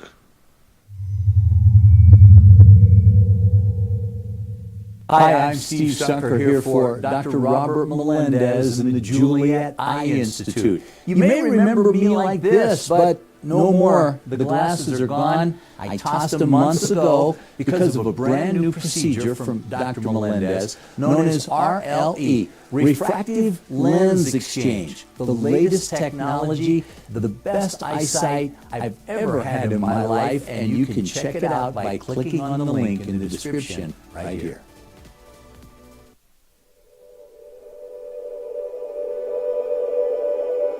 We aren't all born with the same opportunities.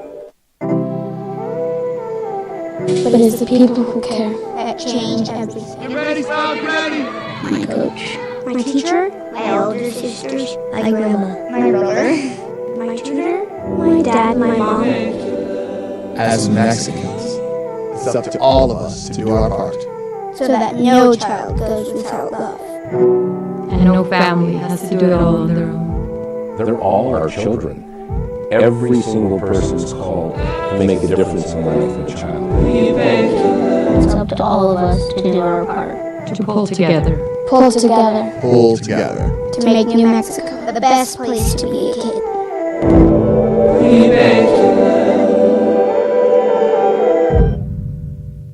If you're drunk, classic, intoxicated, rip, plaster, paint,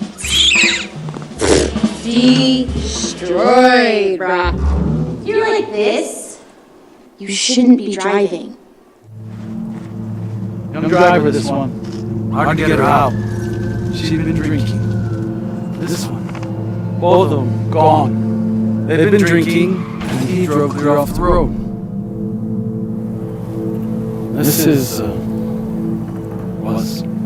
my family. Drunk driver hit us. And my wife. And our daughter. They didn't make it. Don't sacrifice quality and flavor when you're in a hurry. Golden Pride offers ribs, fried chicken, red and green chili breakfast burritos, and Frontier Sweet Rolls. 4 great locations, or visit us online at goldenprideabq.com. Golden Pride Barbecue Chicken and Ribs are proud supporters of Pro V Sports. What's going on, Little Nation? Ja'Cory Cross-Camara here, and I'm Devin Dampier. The Lobo football team going through some changes, but we're here to stay. We'll put in the work on the field and in the weight room, but we'll need to bring him off the field. 505 Sports Venture is leading the charge in the NIL space. And you can be part of it. Try to be better than all my intentions. I can show that you got my attention. See your baby, I get to the business. Touchdown and pay you a visit. For 50 years, Clark's Pet Emporium has been your pet's favorite stop. Santa Paws has left thousands of holiday gifts for your furry, scaly, and winged family members. Pick up a gift for a pet lover or even a new pet. Clark's has shelves full of pet beds, sweaters, toys and treats, habitats, and Tell you how I did, JJ, for the Isleta New Mexico Bowl pick. It doesn't matter. I can't tell you that. Did you do a little pool, a little pick 'em? I did not. Yeah, I did one. Kerry told me the other day I missed the first one. Now he's hit like 8 in a row or whatever it is. It's the opening drive. Jeff Symbieta, JJ Buck back at it. Bronco Mendenhall, Lobo football coach, is going to be with us coming up at 9 o'clock. He announced his first coaching staff yesterday. His signing period is underway. But on Thursdays at about this time, we get to talk college sports with our good friend, one of the best there is over at CBS Sports. Jerry Palm joins us on the Sports Animal. Good morning, Jerry Palm. Sorry. Hey. What's going on? How you doing? Life's grooving. How you doing? You had a little controversy there at the end of your after your bowl game. I don't know what you're I talking take it that about. wasn't about you. It's really more about the that rivalry. That might be the nastiest rivalry, in-state rivalry in sports right now. Really? Is that the national perception on that? Well, okay, that's my perception on Okay. it. I don't know how national I am, but Well, I'm you're at pretty something national. of a distance. Yeah. Well, because it's just, I mean, it's like Purdue and Indiana, and it's just all these in-state rivalries. We all, hate each other to a point, but this is like every sport, every level of the athletic department. Everything is just beyond nasty right now down there. It seems. We're trying to tap that down a little bit. Yeah, we're trying to work on that. It's funny because I think there were a lot of Lobo fans, and we had a good crowd out there on a beautiful day, unbelievable sunset, and I think there were a lot of Lobo fans who were actually rooting for New Mexico State in that game. It was interesting. It was it was quite the Saturday evening and Sunday, that's for sure. Hey, I want to start off on a bigger picture, and I'm going to go basketball a little bit for you first. Did it surprise you yesterday when you heard Washington State and Oregon State were close to joining the West Coast Conference for the next couple of years for non-football and baseball sports? Basically, we're talking basketball. Yeah. Well, no, I mean, I figured they were going to have to do something. I was surprised it was like an affiliate membership as opposed to, something similar with the Mountain West. What they're doing with football. But good, good for them because it gives them a chance to earn the right to play in the postseason, which is going to be harder to do in football other than, bowl games. I mean, they can't win their league. They can't, I don't know what they're going to do about bowl deals, but it's a little more nebulous in football. But now that they've got, something for most of the other sports, I think that's good for them. What have you heard about bowl deals? Because here's what we're basically looking at. We're looking at a 2-year window. There's 2 more years left on the current cycle. The best resolution that I've heard, and this isn't anything that's been inked out yet. We're talking about the Sun Bowl, the Las Vegas Bowl, the Alamo Bowl. The bowls that are currently Pac-12 bowls would still pool from that same Pac-12 pool. So the teams that are going to the Big Ten or going to the ACC or the Big 12 would still kind of play into the former Pac-12 bowls for the next 2 years. Does that make sense? So Vegas would still be pulling out of that same pool. I mean, obviously something was going to have to happen for those bowls, right? They were going to have to, I didn't know that like all of the Pac-12 bowls were going to try and hook up with the Big Ten because they probably that's too many to hook up with the Big Ten, and not all of the teams are going to the Big Ten. Some are going to the Big 12, and the Big 12 is already in some of those games. Well, but the problem there, Jerry, is did they go to the end of the line, right? Because let's just say the Alamo Bowl, who's paying way more than whatever that's probably going to be a Big 10 game. Right. I would imagine. I would guess. And the Big 10's been in that bowl before, so that would actually make some sense. But that's all got to get sorted out. Yep. And Oregon State and Washington State, I'm sure, want to have a path to the postseason some way or another. Of course. Without having to count on there not being enough eligible teams. Right. He's Jerry Palm, CBS Sports, is with us on the Sports Animal. Jerry, we know the college football playoff is expanding next year, and it would seem like it would give someone like Florida State an opportunity. Are they upset with their conference or just the money surrounding the conference? Or yes. They're upset they didn't get picked. I don't think it has anything to do with their conference. It was just, if their quarterback doesn't get hurt, they're probably in. I think it has more to do with that. But, it's just it's just infuriating to me. But they haven't been happy with the ACC for a little while now. That would not be a new thing. This is I don't know that this is an ACC thing, though. This is just getting screwed by the committee.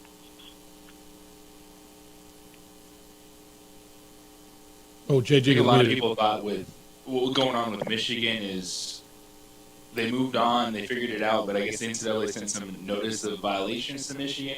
What's still going on? Well, so this goes back to the problem at the beginning of the year. This has nothing to do with the sign stealing thing. That may come later. But so I don't know if you recall, but at the beginning of the year, the school suspended Harbaugh for 3 games after negotiations with the NCAA over this particular. This actually goes back to him buying a hamburger for a guy. That's a violation. It was then, but that's not why they're in trouble. They're in trouble because Harbaugh lied to the investigators about it. It's literally the only thing the NCAA can punish you for anymore, is lying to their investigators. And it was a stupid thing to. Anyways, it's just stupid. So the NCAA wanted more than a 3-game suspension. They talked about it. It broke off. So now.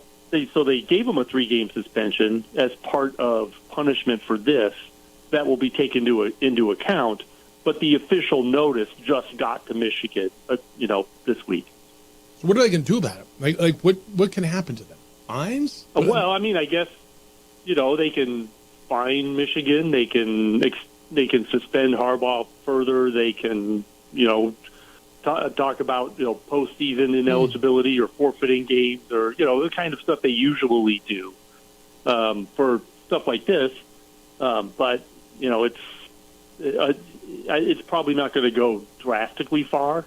But and probably most of whatever punishment comes about is going to be financial to the school and to Harbaugh. I doubt they're going to vacate wins or anything like that or punish future players for something like this. We've had this conversation a lot. What's your gut? Jim Harbaugh is going to be in Michigan or in the NFL next year? Michigan. That's why I think he loves it there. I think he loves it there too. Does he love all the crap that goes around it? Well, there's crap in the NFL too, and he's familiar with that crap. No doubt. It's like there's no coaching job is ever really crap free. No, that's so right. it's just you pick your poison. Yep. No, I think that's 100% right. And JJ brought up a good point. Jerry Palm's with us from CBS Sports. JJ said the other day, does his shtick go over? He can be that rah-rah, yell at you guy in college. Is it going to work again in the NFL? Now it did, but it never worked long term, right? He was always short stints in the NFL. Does it work? But really, other than guys like Mike Tomlin, guys like him are rare. Most coaches don't go for the past 3 or 4 years in a job. So truth in the NFL. So he had a lot more job security at Michigan than he would ever have. So. Yeah. Jerry Palm, CBS Sports, is with us for a few more minutes on the opening drive. But Jay, I know we're into bowl season. We'll be looking ahead to the college football club. There's been some fantastic college basketball games over the last week or so, even going back to last weekend. What results have really jumped out to you? Cal State Northridge beating UCLA, right? No, that was it, for sure. Well, UCLA, this was going to be a down year, but I don't think I expected it to be as down as it is. Wow. They really are struggling at UCLA, and I haven't really looked fully into what's going on there. I don't know if they have injuries or anything like that, because I tend to pay more attention to teams I need to pay attention to, and they're not good enough right now for me to pay attention to them. But, that's kind of weird that it's kind of fallen off as quickly as it did, and it's probably just an aberration because, Mick's too good a coach for it to be a long-term problem. But anyways, I was at the Purdue-Arizona game on Saturday. Nice. That was fabulous basketball. I watched, 3 games last night that were of varying quality. Alabama and Arizona was horrible for 8 minutes, and then they kind of figured things out. But, there's a lot of good teams out there. UConn losing last night to Seton Hall, Donovan Klingman, I'm probably butchering his name, hurts his foot 14 minutes into the game. He's already got 14 points, and then they go away. UConn goes away. So, obviously, that loss has a lot to do with that injury. And it's a sprained ankle, so hopefully it's not a long-term problem because UConn is one of the best teams in the country when he's playing. We've got the top of college basketball is fun this year. It's kind of we've been watching the Mountain West a lot, and the Lobos have won 10 in a row. And the Mountain West has 5 teams in the top 43 of the net, and 6 teams top 75. And then the bottom of the league is going to struggle. When a league's built like that, and it's a league like this, so when you've got it's top heavy, you've got some teams that are really struggling. What does that mean going into league play? Well, it means that when you play some of those bottom teams, you can't lose. Even winning isn't going to help you much. But at least with the net, you can run up the score and mitigate some of that damage. But I'm trying to think who are the big wins for the Mountain West this year. Like BYU's got a gaudy net, but I don't know that they've got an eye-catching win really. New Mexico is the same. New Mexico's got a great record and a pretty good net, but I remember when I did my December 16th bracket, I never really got to them. No, you're right. Because I've got a few of those teams in there. Like Colorado State beat Creighton and Washington and Colorado. If that means so that's one good win. Yeah, the Creighton win. I think San Diego State's got one. They still have Stanford and Gonzaga coming at them. Yeah, Gonzaga would be a good win. Stanford's not. Just because they're in a major conference doesn't mean they're good. Right. Colorado was supposed to be good. I don't know that they really have been yet. Yeah, I'm looking through. San Diego State's. Their 2 losses are BYU and BYU and Grand Canyon. Is St. Mary's still a good win, or is that not anymore? Well, they haven't been. They were supposed to be, but they haven't been. Yeah. They're about 500 right now, I think. So, we'll see what happens with St. Mary's, but they've been one of the more disappointing teams nationally this year, them and Michigan State, who woke up last weekend. Yeah. It's like you've got Tom Izzo and all this talent. At some point, the light's going on. And boy, did it go on for Baylor. Yeah, no, it's interesting to watch, and that's why all these early season or the non-conference stuff is so good to watch, because it but means, it's really important. Well, it means so much. These That's what I'm saying. non-conference games are really important, especially for these Mountain West teams, because you want to get the higher quality wins outside the league because you're not going to have as many chances inside the league. Yeah. But obviously, the better the top of the league does, the more of those chances you get. Yeah, there's a lot. I mean, UC Irvine might as well be part of this league because they've played everybody. But I'm looking. Yeah, no, you're right. I'm looking through Utah State's. Their record's gaudy too, but I mean, there's not a ton there. It's interesting. All right. Merry Christmas to you. Appreciate the time as always. Enjoy the weekend. Read them every day over on CBSSports.com. Follow them on the X. It's at JP Palms CBS. And I believe JJ, you're in next Thursday, right? So yes, yeah. So you'll be with JJ next week. Merry Christmas, Happy New Year, and we'll talk to you soon, Jerry. Be well. All right, thanks. Take care. Jerry Palm, CBSSports.com. JJ, it's interesting, right? He's not wrong on the Mountain West as far as where the win's coming from, who have they beaten. That's why it kind of feels important that San Diego State go out and get one against Gonzaga, right? Because where are they? Where are the wins? Where like he said, where are the great wins outside the league? There's not any right now. What was the one I just gave you? Colorado State beat Xavier, right? Colorado State beat Creighton. I mean Creighton. UNLV beat Creighton. UNLV beat Creighton. All right. And then a lot of people beat Washington. But, you know, what does that mean? All right, Bronco Mendenhall is going to be with us at 9 o'clock. Stay with us. It's the opening drive on 95.9 FM and AM 610, the Sports Animal, your home for Sunday night, Monday night, and Thursday night football. This report is sponsored by eBay Motors. eBay Motors is here for the ride. We would like to thank the following sponsors for making this broadcast possible.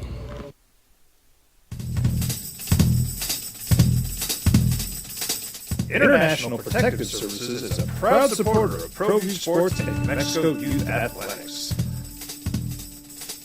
IPS provides residential and commercial security services in the Albuquerque metro area.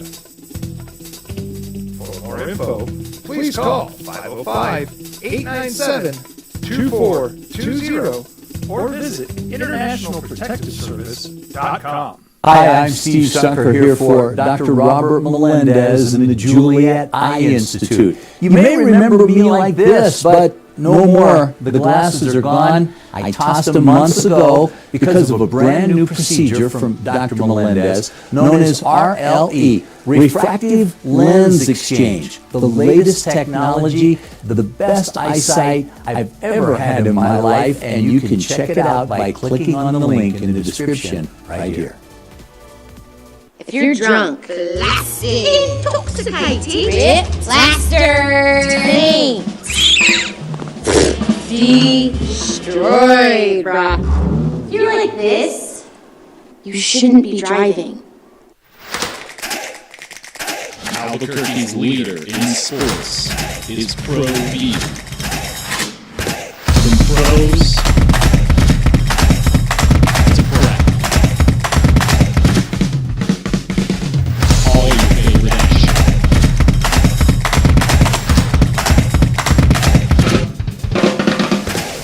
All your favorite talk shows.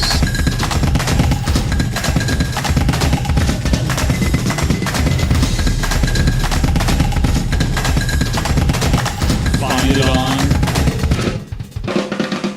Pro View Networks.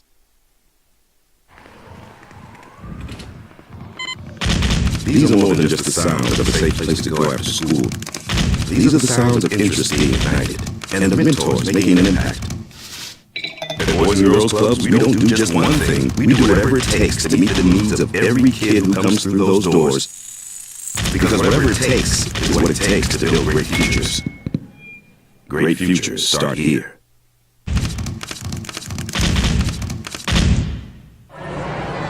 Hey, look! It's Dwight Goodman! This place is hot. Let's see if anyone needs my help. How about I drive you back here home, huh? I got this, Dwight. I'm the designated driver. Boom. Sweet. Does anyone need Dwight's help getting home tonight? No thanks, Romeo. I've got a taxi on my way. Drive safe, Dwight. Boom!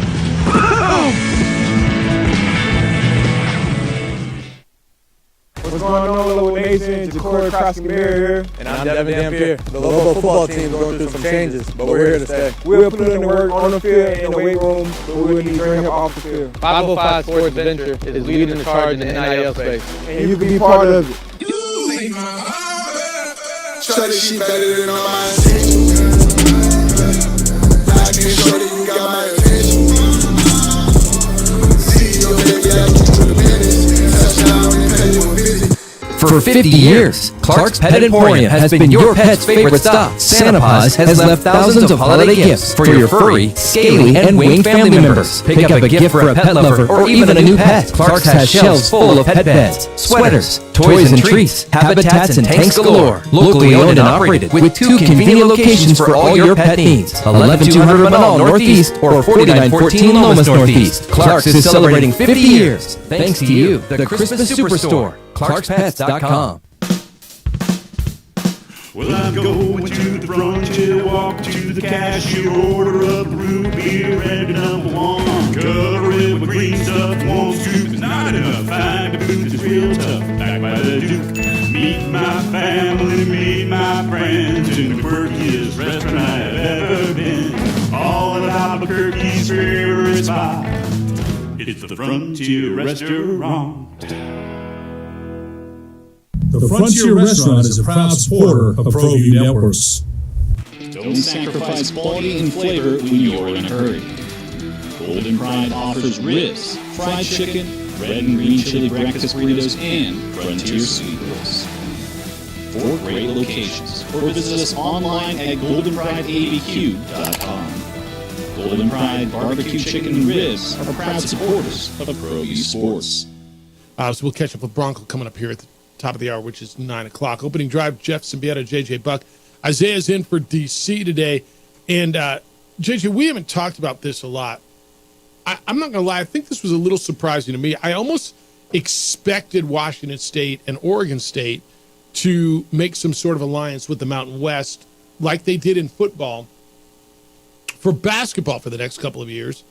But instead, the reports came out yesterday that they're nearing and may finalize it today, an agreement to join the West Coast Conference as affiliate members for the next year in multiple sports, men's basketball, women's basketball. You're up in West Coast country land right now in Spokane where you're going to do Lobo women's basketball against Gonzaga. I got to believe that's the deal up there, huh?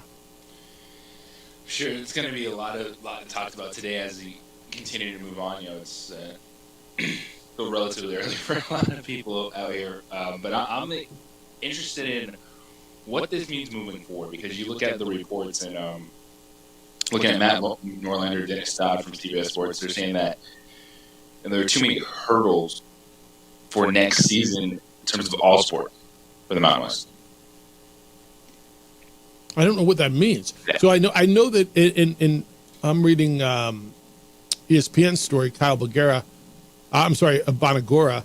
and he said that there were discussions with the Mountain West for an affiliate agreement beyond football, but those talks fell through. I don't. Is this a loss for the Mountain West? It almost feels like it's a loss in regards to a full merger. Now, I don't know if that means it can't happen. In fact, I know it means it does not mean it cannot happen. I think what Lobo fan and many fans in the Mountain West are hoping is that at some point it's going to lead to a full merger, that the Mountain West is going to merge with those teams and become the Pac, whatever, right?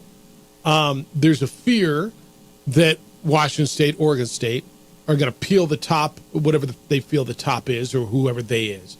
They're going to peel, San Diego State, Boise State, Colorado State, whatever, some are going to get left behind.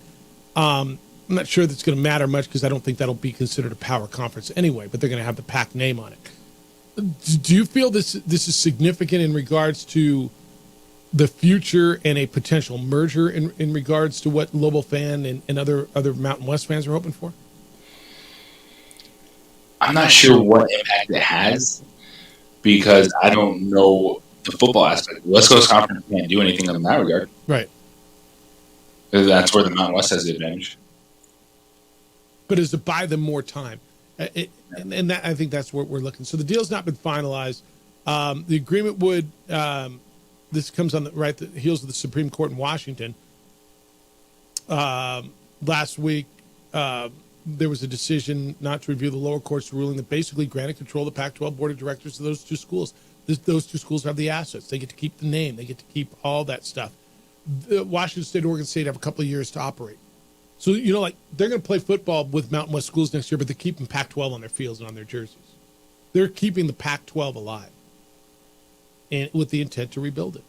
It's going to be a really, really interesting time, but I'm not going to lie. It surprised me. I expected next year that those two teams will be folded into the Mountain West schedule, and it just won't be that way.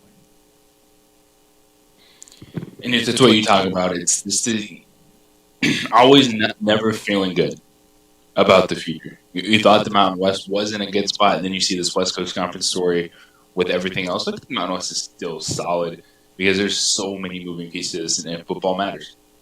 And that's what's going to keep the Mountain West in the conversation. Yeah, no, I think that's right. All right, you can get in at 505-246-0610, 888-922-0610. Lobos win last night in the pit, Lobo men's basketball. 78-65 over UC Irvine. They've won 10 in a row. Jalen House had 20 points, 5 assists to lead New Mexico. 9 and 11 for JT Toppin. The freshman continues to impress. Lobos will now take the Christmas break off. They will get, it's Eastern, right? Eastern Washington before they open up conference play on the 2nd of January in Fort Collins against Colorado State.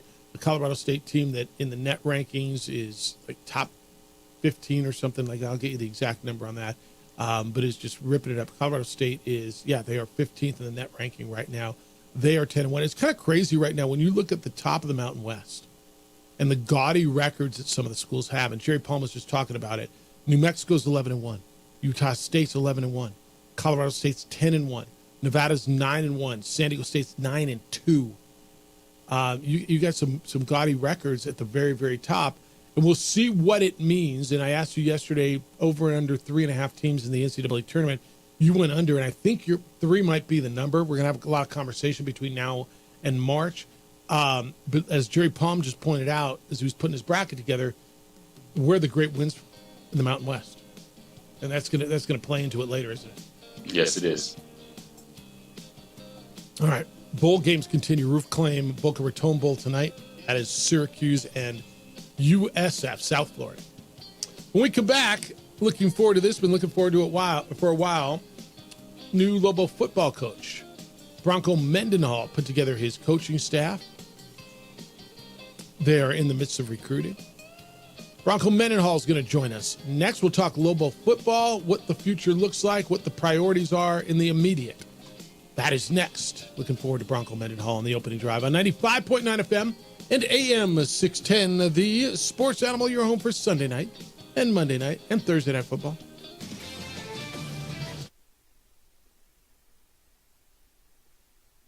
We would like to thank the following sponsors for making this broadcast possible. What's going on, Lobo Nation? Ja'Cory Krosky-Bear here, and I'm Devin Dampier. The Lobo football team is going through some changes, but we're here to stay. We'll put in the work on the field and in the weight room, but we'll need to bring help off the field. 505 Sports Venture is leading the charge in the NIL space. And you can be part of it. Shorty, she better than all my attention. Like it, shorty, you got my attention. See your baby, I get to the business. Touchdown and pay you a visit. International Protective Services is a proud supporter of ProView Sports and Mexico Youth Athletics.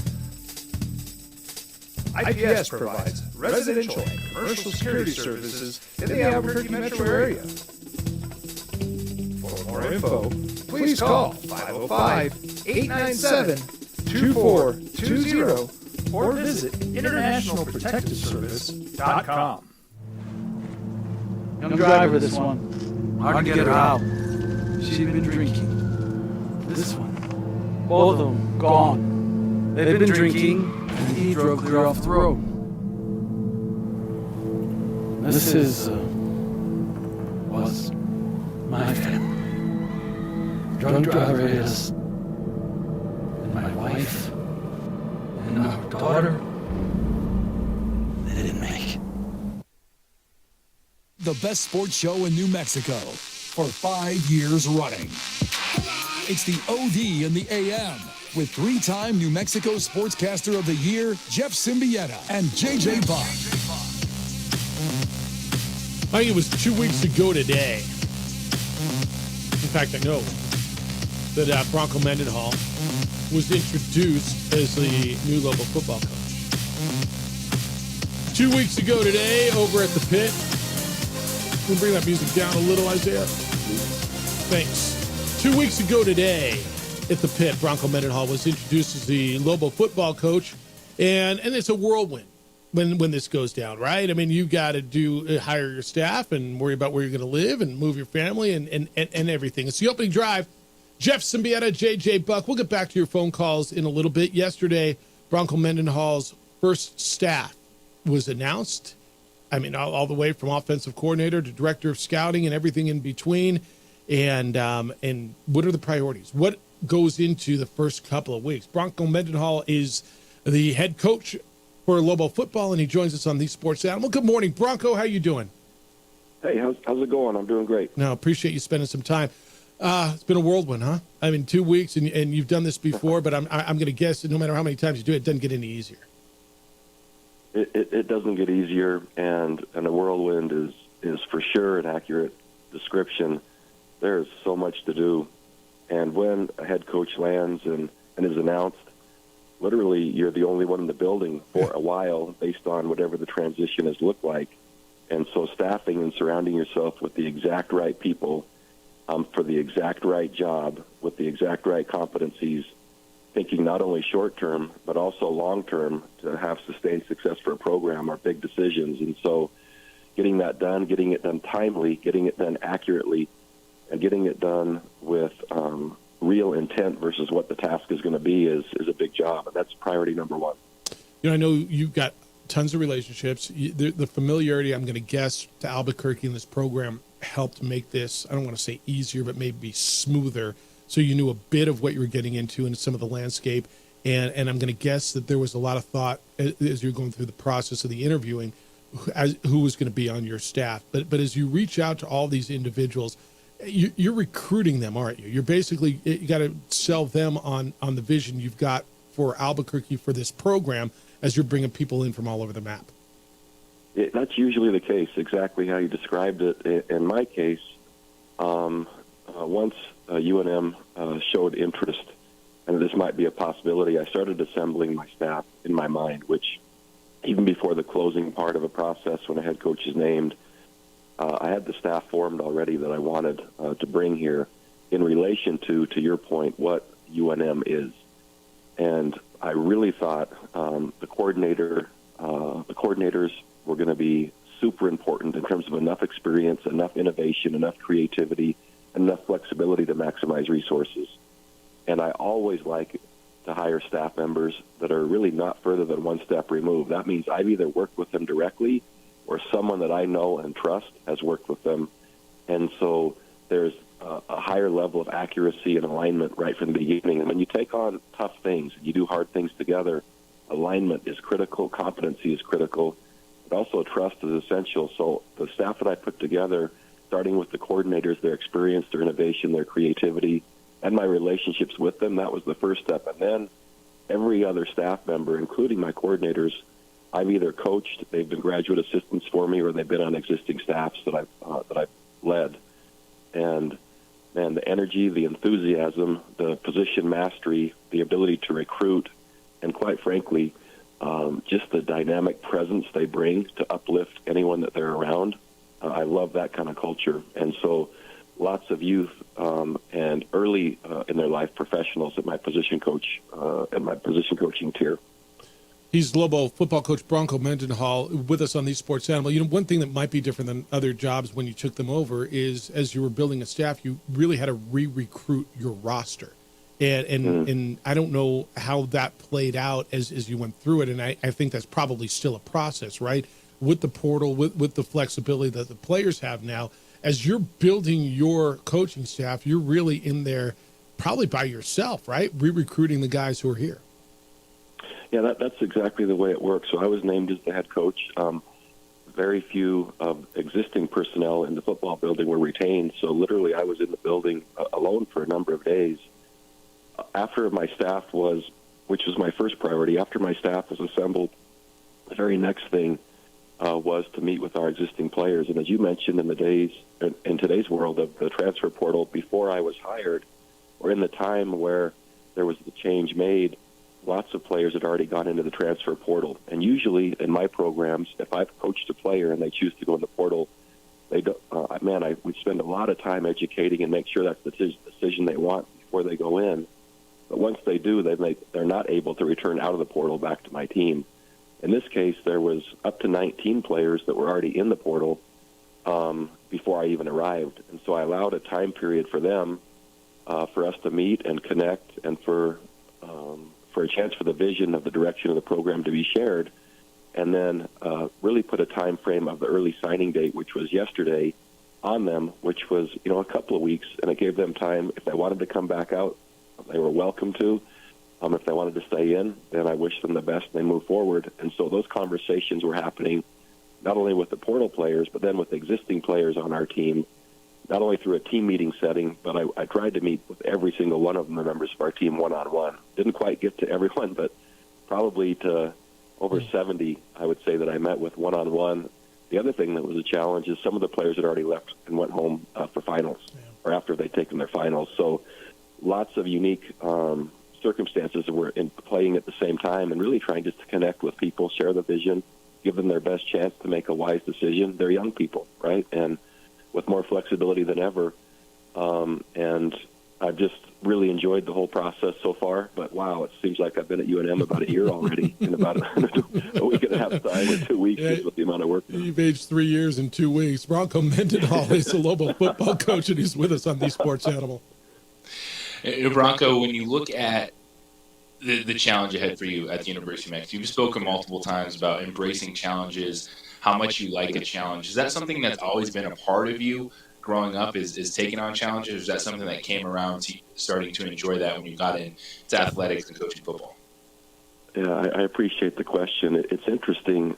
From a very young age, it just seemed to me, from all that I remember, if someone told me that I couldn't do something, it just seemed like that engaged me at the highest level, right? And I had the most fun and was most driven to maybe prove them wrong, or to show that it could be done. And so I think that's the beginning of it. But then the next part is I don't think I've ever found as much fulfillment as seeing folks happy, individuals happy, seeing an organization thrive when it had been struggling, and the fulfillment that comes through the transition from either poor to average, then good to great, is just something that, to me personally, is the most fulfilling thing I've ever experienced. And so I like it from an individual level, like helping each individual, but I really like it organizationally.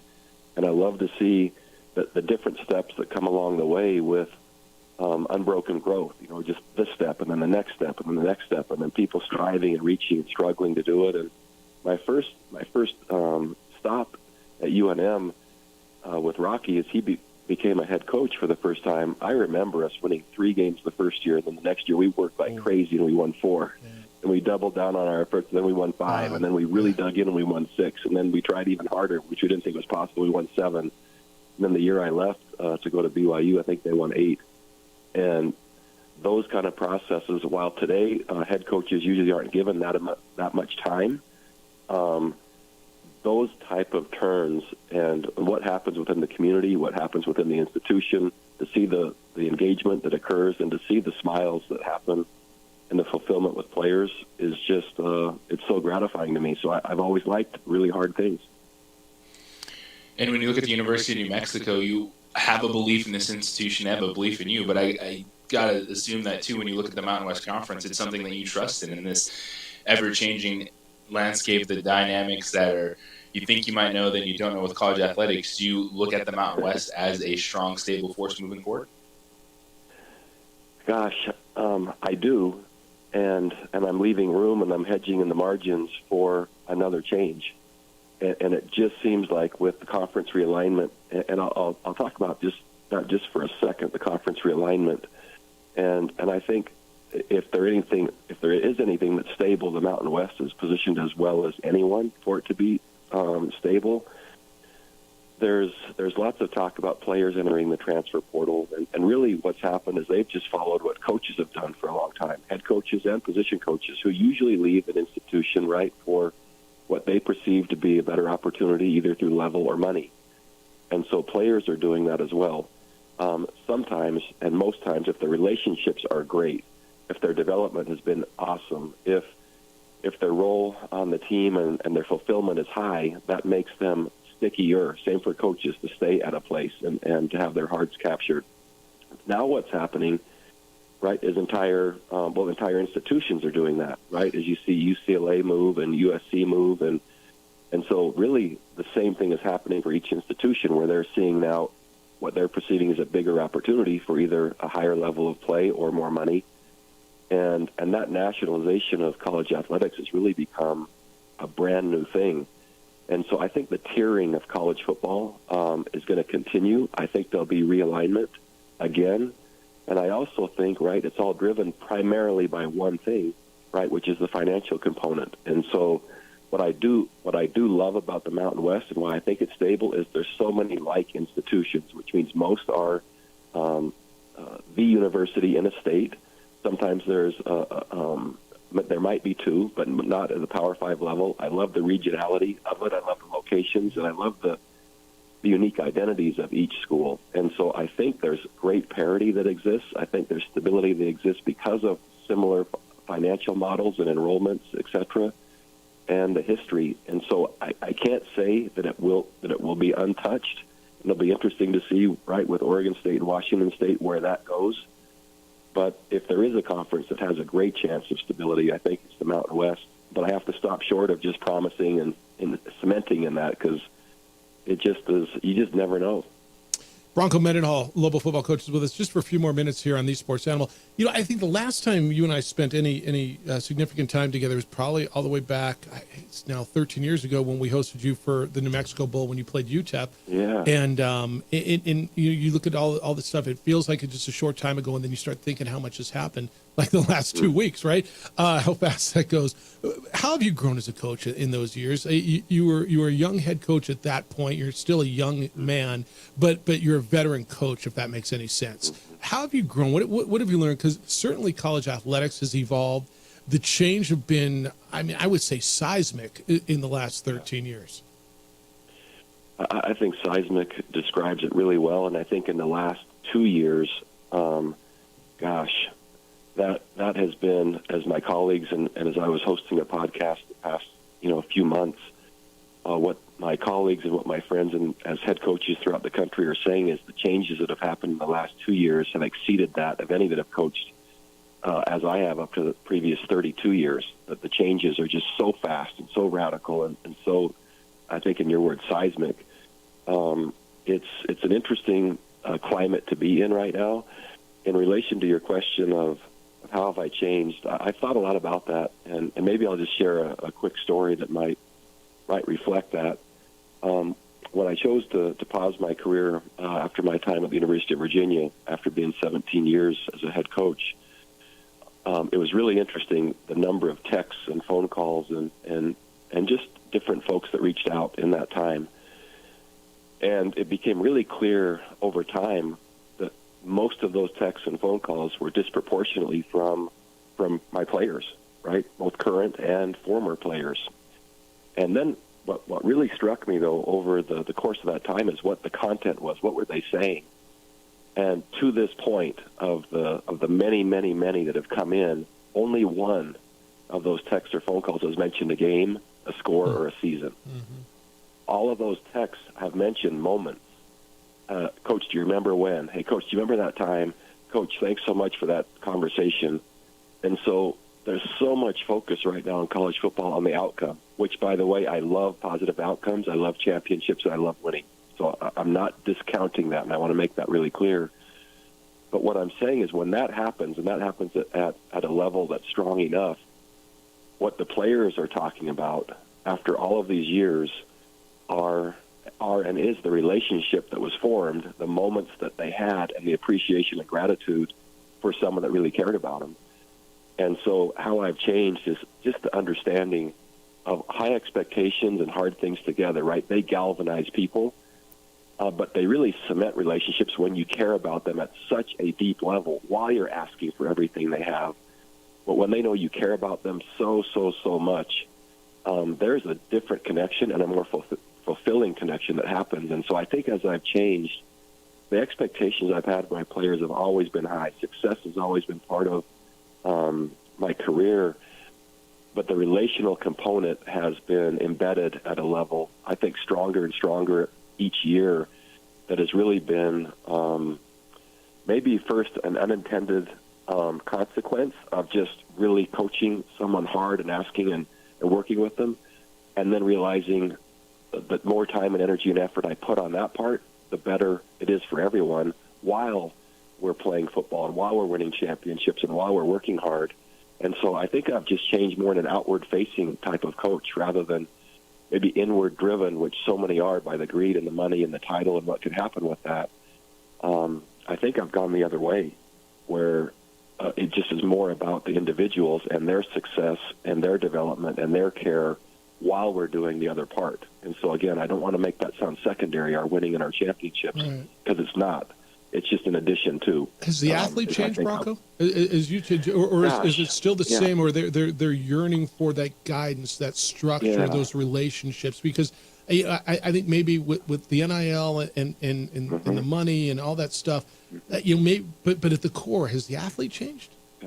I don't think so, but I do not think they've changed. But what I do think has changed is the external environment, as you just mentioned. So the number of people that are counseling them or talking to them or influencing them, and in the manner in which they're being influenced. So the social media presence and in general on mental health overall of all people, I think is a very harmful and destructive thing if not used appropriately, because it's so comparative in by its origin, right? And anytime you're in a comparative world, it's hard to feel truly fulfilled. And a lot of things that are comparative really aren't factual. And so that's one influence. But then now with the agents and with other, sometimes even family members, right? It's very hard for any of us to self-assess correctly, right? Most of us are wrong when we self-assess. And a trusted other really helps us kind of balance that. And so many of the kids' decisions right now are being influenced by external forces that really weren't in play at the same level that they were in the past. And so that, to me, is the most challenging thing to navigate, is to establish a relationship, build trust, become a player's advocate, mentor, and quite frankly, guide through this process as I help them develop into amazing people to launch them into life. And there are others competing for that same role, and the players are having to choose, and the young people are having to choose, who is it, right, that truly has my best interest at heart and that I can trust. And so I think that's made it harder. I think the young people still want to be loved, they want to be valued, they want to be developed, they want to be pushed, they want success, and they want the same things as grown-ups do. And that whole process is happening now, right, under the spotlight and under the transparency and visibility of college athletics, which, right, there really isn't much autonomy left because it is entertainment, right? It's an entertainment business. And so a lot of times the mistakes they made or the choices they make are disproportionately newsworthy, right, because of the positions they have, which is also a challenge for them. No, that's really good. JJ, you got anything? All right, we're going to. I asked that Bronco. JJ's in Spokane. I'm watching him. He's up doing Lobo women's basketball. Hey, appreciate the conversation. Look forward to many, many more. Merry Christmas, Happy Holidays to you and your family. I know we'll catch up after the holiday. January 3rd through the 7th, there's a portal visit weekend again for us all to be able to bring prospects back onto our campuses. And that's another huge weekend for us. We had great success in our first recruiting weekend with transfer players and their interest, which is our priority at this point to address some of the roster deficiencies. Another chance to do that the 3rd through the 7th. So my staff will return January 2nd, and then we're there forever, basically, or however long that we're able to stay, right? And so we're back the 2nd. So we have about whatever that is, 2 weeks-ish with our families. Right. To reconnect. Some have found houses, some are still looking, and we're all in different stages of that. So some are boxing up, some are are not. But we'll be back then, and then we're straight through all the way through recruiting, and then in the off season, then into spring practice and through the summer. Merry Christmas. Appreciate the time. Enjoy your family, and we will catch up with you in the new year. Thanks, Bronco. Same to you as well, and I'm just thrilled to be back at UNM and so anxious to have success for everybody's sake, especially the young people. Appreciate you. Be well. We'll talk to you All soon. right. Bronco Mendenhall. Thank you. Lobo football coach with us. As a parent, to allow your teenagers' underage friends to consume alcohol on your property is a felony. Parents who host lose the most. Don't be a party to teenage drinking. This is a program of the Drug Free Action Alliance. For more information, go to burnco.gov/do-not-host. My tutor, my dad, my mom. As Mexicans, it's up to all of us to do our part. So that no child goes without love. And no.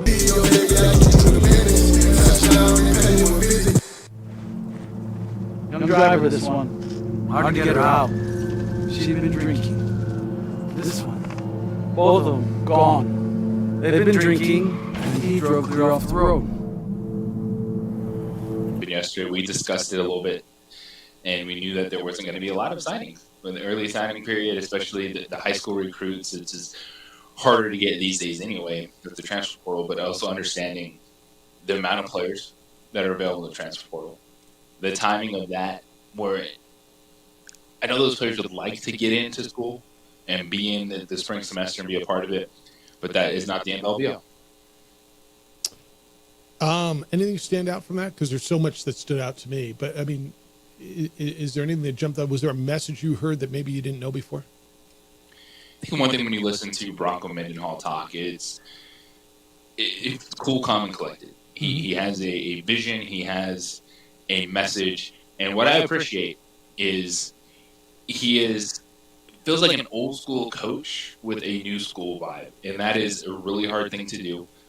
His time away, even though it was short, it was about 18 months, a little under 2 years away, he learned a lot, and he accepts the way things are. He doesn't say, "Oh no, back in my day, I wish this, I wish that." No, he says, "All right, this is the way that we have to build." I really like the question you said about the athletes, because I think that's with any era. You know, it's like, "Oh, back in my day, we were harder, this or that." And if you're around any practices, if you're around any coaches ever, like, they still coach hard, they still go out players, and is there an opportunity for some of them to leave? Absolutely there is. But the structure, the guidance, wanting to be coached is still a thing in athletics in this day and age. I was interested in the way he built his staff. And when you get a veteran coach, and he's still a young man, but a veteran coach, he said he is 1 degree or 1 step removed from everybody on his staff, whether they coached for him, played for him, or played or coached for somebody who he trusts and he knows. And I don't know that I think that's foreign. I think most guys have a relationship with most of the players or most of the people on their staff, but not always. As he put that together, obviously he was very calculated, and as it should be. And impressed with what I think that does, JJ, is makes for a bit of cohesiveness early, right? There'll be a period, but I think as you bring in, like any group, as you come together, we talked about a little basketball, right? Is there going to be a transition period? I think what that does is make the transition period shorter, and they all know who the boss is. They all know what the boss's vision is. They all know how the boss works, and it should make that transition to cohesion a lot shorter and start to see positive results quicker. Does that make sense? Well, I also think, because I don't necessarily think you're going to see positive results quick. So as long as you're all on the same page and there's an understanding of this process might take a little bit of time, and Bronco mentioned it, you don't get a lot of time, but when you're all on the same page of understanding the challenges ahead, that will definitely help. And any coach is going to bring in people that he trusts on his staff, whether it's a veteran coach, whether it's a brand new head coach. And it's going to be fun getting to learn who these assistant coaches are and their backgrounds and what they're looking for, because so many of the traditional things that we think when it comes to building a program and recruiting, like there's bases to that, but it's changed. Like, you don't just have to be a guy that knows Florida high school football coaches or Texas high school football coaches. You got to be able to connect with everyone because the portal is the entire United States. Yeah, I think that's right. It is. I mean, you got guys from everywhere, and players want opportunity now. They want opportunity. And we've watched for years the Alabamas and the Georgias of the world over-recruit, and they got all these guys, and not everybody can play. There's 11 dudes from each side who are on the field at any given time, right? And when you're recruiting 4, 5, 6 deep at a position, not everybody's playing. And you've watched guys come to group of 5 schools. I mean, look throughout this league. Look throughout the Mountain West over the years, JJ. How many key players have been transfers from power schools, right? So we'll watch it. I think it'll be really, really good. I'm always impressed with Bronco and how he is, but we'll watch it as it goes. And if you didn't hear it, or you want to hear it again, it'll be wherever you get your podcasts. It's all there for you. Go to sportsanimalabq.com, click on the opening drive, and it'll be right there for you, and you can listen to it there. All right, when we come back, I'm going to reset. I got a bunch of correspondence on the Brock Purdy conversation we had earlier. Is he a system guy? Is he a really good guy? Where is he as a quarterback? You can get in on Bronco. You can get in on the Lobo victory last night, 78-65. I've got some emails on that as well. Isaiah's in for D.C. JJ's up in Spokane. I'm just sitting here in a room in Albuquerque, New Mexico. Jeff Symbieta, JJ Buck, and Isaiah. It's the opening drive on 95.9 FM and AM 610. The Sports Animal, your home for Sunday night and Monday night and Thursday night football. We would like to thank the following sponsors for making this broadcast possible. What's going on, Lobo Nation? Ja'Cory Cross-Camara here. And I'm Devin Dampier. The Lobo football team is going through some changes, but we're here to stay. We'll put in the work on the field and in the weight room, but we will need to bring him off the field. 505 Sports Venture is leading the charge in the NIL space. And you can be part of it. Try to shit better than all my attention. I can show that you got my attention. See your baby, I keep to the business. Touchdown and pay you a visit. I was born in Mexico. I grew up on the streets. I got in trouble here, and I fought my way back in boot camp. I love New Mexico, especially the people. Now I'm using my training, tenacity, and energy to fight for the youth. I'm out of Hokie, Boyer, Spider, and New Mexican. I was a local athlete here in New Mexico, so I'm proud to support your local athletes.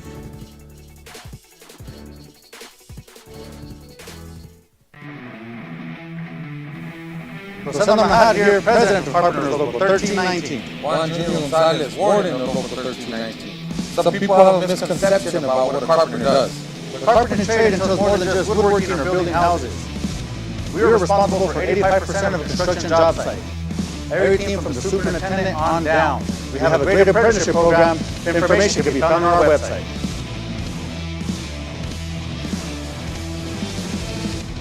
If you're drunk, classic, intoxicated, rip, plaster, taint, destroyed, bruh. If you're like this, you shouldn't be driving.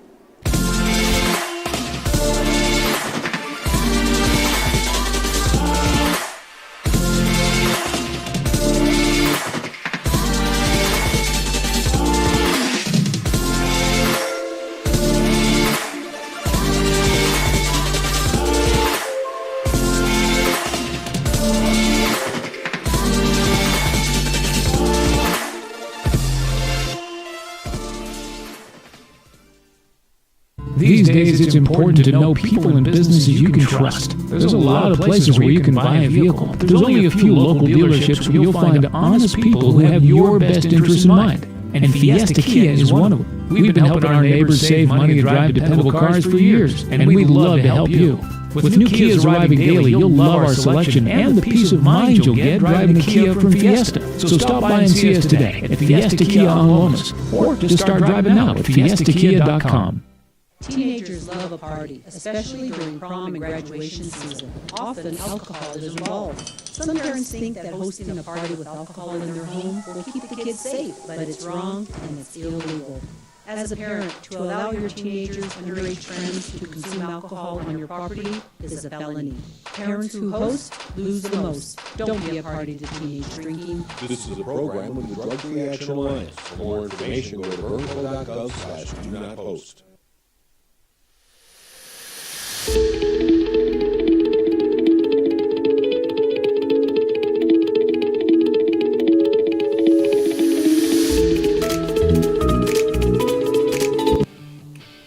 Kind of a fun day on the opening drive. Isaiah's in, doing our show for the first time. How's the ride been? You all right? It's been awesome. I love it. All right. I'm not too hard, am I? Nah. I try to be an easy guy to work with. Very, very. Yeah, super demanding. Hey, can you call Jerry Palm, please? I know I gave you the wrong number. Did I give it to you, or was it somewhere we got? How dare you write down the wrong number? I might have given it to him wrong. He didn't write it though. He put it in his phone. There's not a pen or a piece of paper back there. He's a different cat than our other producers. There's not a piece of paper back there. JJ, all right. So you'll come back again? You'll do this again? Of course. All right. Even if JJ's here? Yeah, of course the JJ's here. All right. JJ's in Spokane. He's got Lobo women's basketball tomorrow, 1:30 against Gonzaga. Lynn wants to know, JJ, is this the game of the year for the Lady Lobos? Oh, no, not. She's not asking. Jeff, this is the game of the year for Lady Lobos. So why is it buried on Friday afternoon at 2 o'clock? I guess I could ask someone tomorrow afternoon when I show up. Damn you, JJ, for scheduling this game at 2. I don't know. It's where they put the game. The home team decided to put the game there. They wanted to have a Friday afternoon game and everyone can go enjoy their weekend. Yeah, I imagine that might be it. James wants to know the women are in a world of hurt. Jeff. Their strength of schedule right now is 359. There are only 360 clubs. I don't even know if that's right, but I'll check. Even if they beat Gonzaga at Gonzaga, I'm not sure it's enough to jump them into postseason consideration, JJ. It's from James. He's right. Is that what their strength of the schedule is? schedule is never about being a automatic, what am I trying to say? Getting it at large. Yes, thank you. Yeah. Is that I didn't even look. Is there really the strength of schedule is 359? You're shaking your head. That must mean yes. All right then.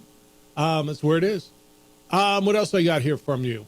Yesterday you asked. Let me get into that one later. Ron wants to know about mercenaries, Jeff.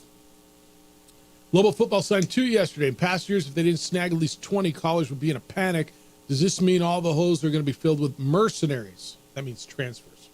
How much has college football world changed in just 2 years? Well, I asked Rob Bronco exactly how much it's changed in 2 years. The word was seismic that I used. He agreed with it. I mean, I don't know how you want to quantify it, Ron. It's changed dramatically in the last few years. Dramatically. Seismically. I mean, you use your grand word, whatever it is. We get in these, and especially those of us who've been doing this for a while, you got to get out of your old way of thinking. JJ, if you didn't sign a full class on signing day, right, there had to be 20 to 25 guys signed. Oh, my goodness, we lost out. And, Ron, to your point, it has changed dramatically, right? I mean, JJ, there's no panic. You knew this wasn't going to happen. Bronco discussed it. He addressed it. They've got a plan. Now, will it work? We'll see. But there's going to be a lot of guys who come in later. Like you said, you'd like to get them all on campus and enrolled in class in January. It's not all going to happen that way. Now, there's very few teams that sign a large class. The only teams that do that are the squads that are recruiting the top 150 athletes right now. The Georgias, Alabamas, the power conferences that are bringing in 5-star recruits will have bigger classes because that's what they're doing. And everyone else, it's more about the transfer portal and then a few high school guys. Yeah. It's, I mean, kind of the way it is now, and I understand why you want to panic. You know, I was listening to Dion, and he said that they asked him if he'd ever go pro, and he said for a lot of reasons, you know, he likes Colorado, but then he said that even recruiting right now is becoming similar to the pros as far as like players, because now in college, money has actually become a huge factor now. Mm-hmm. So now that's like a really big deal. I think that helps Colorado out a lot too. Well, it helps the places where you've got a wealthy alumni base who are willing to put a bunch of money into the collective. Oh yeah. I want to see where we are 5 to 7 years from now on collectives and how sustainable that is, because you're going back every year, right? And for instance, you're still asking for Lobo club donations. You join the Lobo club, be a part of, the student athletes, all the stuff the Lobo club money went to. Then you've got each particular sport. Sixth man, first team, right? Join this, have $2,500 and be part of this special club and get your shirt and help out with the specific sport. Golf is asking for money. Tennis is asking, right? And then there's the collectives. So you're asking, if you're a donor to University X, you're being asked to help with the Booster Club, Lobo Club. You're being asked to help with all the different sports, right? Football saying, hey, be part of the first man. Basketball's being part of the first team. Basketball be part of the sixth man. And then you've got the collectives. And where do you want your money going? Is it to basketball? Is it to football? Do you want it to go on baseball? And JJ and I have had this conversation. How sustainable is that? I think there's a swell now where it's relatively new and it's important and we got to get in. Okay, I'll give you $100. I'll give you $10,000. I'll give you $50,000. But can I do that every year? Can I do that year after year? Can that become recurring? And JJ, that's where I'm worried for places that don't have the deep, deep, deep alumni roll with deep, deep pockets, right? That's why the school's going to take it over in a few years. But where's it coming from the school? Their budgets. Okay. They still have to raise the money, right? That was one of the things that was presented, was it a week or two ago? You think that's going to pass? I think down the line they'll push that through, because the Big Ten schools, the SEC schools going, we got all this money, we're going to use it for everyone. There we go. It's going to be interesting to watch this evolution because we're not done with it. Frank, good morning. You're on the Sports Animal. Hello, Frank. Morning, guys. Hey, what a pleasant conversation with an intelligent man. You hear Bronco, you think meathead. We're going to run him over. Because his name's Bronco. Thoughtful. His words are. I'm into words and poetry, and man, he is. I like it. I think there might be something there, a little more depth than just a Bronco. You know what I mean? Don't judge a book by its cover, huh? Well, there you go. I'm excited about it. A little intelligence, a little thoughtfulness. Every day I drive around and I think, how much money are these kids making? I've got a year of eligibility left. I'm 63, but damn it. Yep. Are they making? Do people talk about that? Is that private? I mean, well, how much money is Jalen House making? I mean, he deserves a lot. Whatever. I don't know. Yeah, I mean, Jalen House is making, certainly six figures. I promise you that. Wow. Yeah. Okay. Yeah. Okay. I'm going to work out today. I'll thank you. You better work on your jump shot. Yeah. No. See you, Frank. See you. At 60. What did he tell me? 60 what? 62? Is that what he said? I mean, he probably could do something. Long snapper. Get in the trenches. Yeah. Yeah. Long snapper. What can we do? I mean, there's got to be something, right? Yeah. No. Look, guys. It's just a different world, and that's what I'm telling you. And I think people are starting to come to accept it. Yeah, it's different. It's not the way it was. What I think will be interesting is that, a lot of coaches, especially when they recruit, they look at, like, what are the goals for this player and what drives them and how much do they love the game. Mm-hmm. And I think as players, it's going to be hard to kind of tell a recruiter that you want a certain amount of money because other colleges are offering you that amount, while at the same time trying to convince them that you want to, be a part of their program and help the team win. And I just hope that, that's the biggest reason a lot of people like college over pros is they say college athletes, they play harder because, they don't have the money and they're trying to get the money. So we feel like competition's higher. And I would hope that with the money being involved, that it doesn't take some of the passion out of some of the players. And they're like, I'll be a freshman. I'll go to college for a couple years, make some NIL money, and then go start a business or something. I think that's a real fear about college athletics, right? Is the passion. Why am I doing this? Do they really want to be here, or are they just here to make money? And I imagine the answer can be both. I imagine there's got to be a world in which the answer is yes and yes, right? But there's no way you're going to hit that 100%.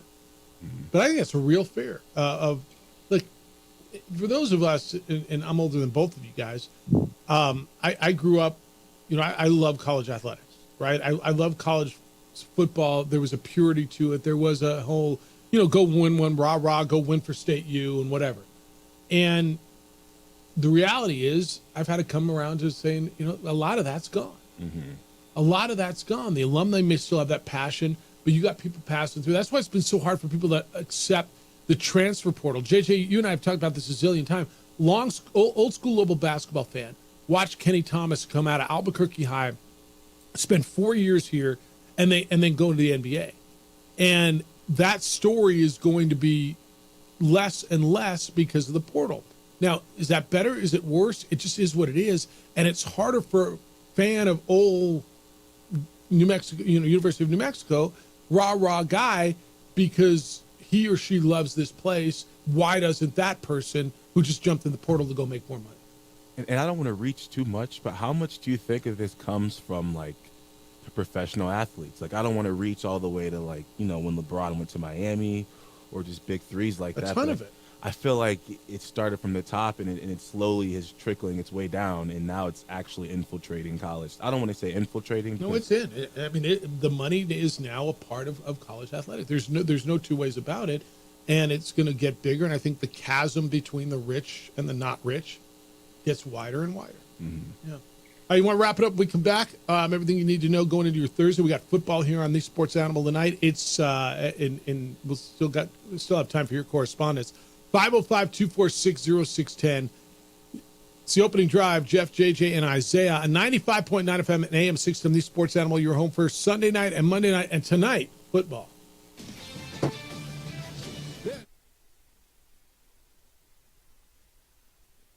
We would like to thank the following sponsors for making this broadcast possible.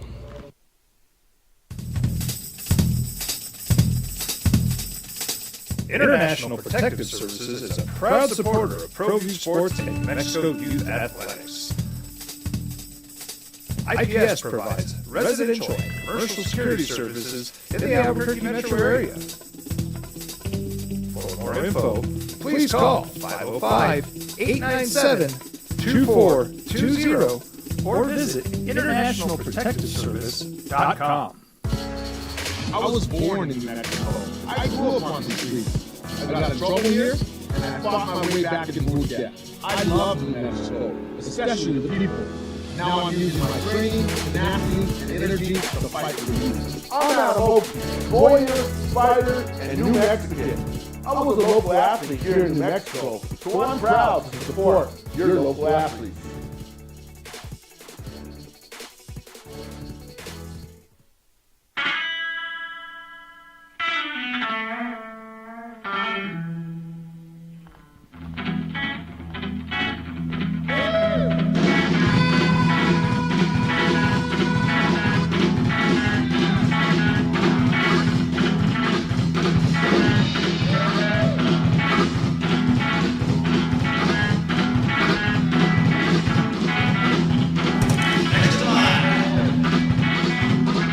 Rudy's is a proud supporter of ProView Networks. Albuquerque's leader in sports is ProView. From pros to prep. All your favorite action.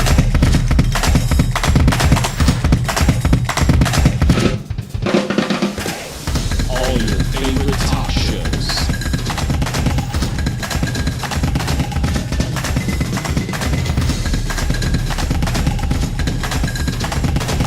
Find it on ProView Networks. Young driver, this one. Hard to get her out. She'd been drinking. This one. Both of them gone. They'd been drinking, and he drove her off the road. This was my family. Drunk driver hit us. And my wife. And our daughter. They didn't make it. Don't Don't sacrifice quality and flavor when you're in a hurry. Golden Pride offers ribs, fried chicken, red and green chili breakfast burritos, and Frontier Sweetless. 4 great locations, or visit us online at goldenprideabq.com. Golden Pride Barbecue Chicken and Ribs are proud supporters of Pro V Sports. Well, I'm going to the frontier, walk to the cashier, order up root beer and #1. Cover it with green stuff, 1 scoop is not enough. Find the booth that's real tough, back by the Duke. Meet my family, meet my friends in the quirkiest restaurant I've ever been. All of Albuquerque's favorite spot, it's the Frontier Restaurant. The Frontier Restaurant is a proud supporter of ProView Networks. Hi, my name is Daniel Chavez, and this is my business partner, David Chavez. We are the owners of Indeed Safety. Indeed Safety is a local safety consulting company helping our clients with their safety needs for their projects. One of the things we pride ourselves as a construction safety company is helping our men and women in construction get home safe every day to their families. Indeed Safety is a proud supporter of ProView Network.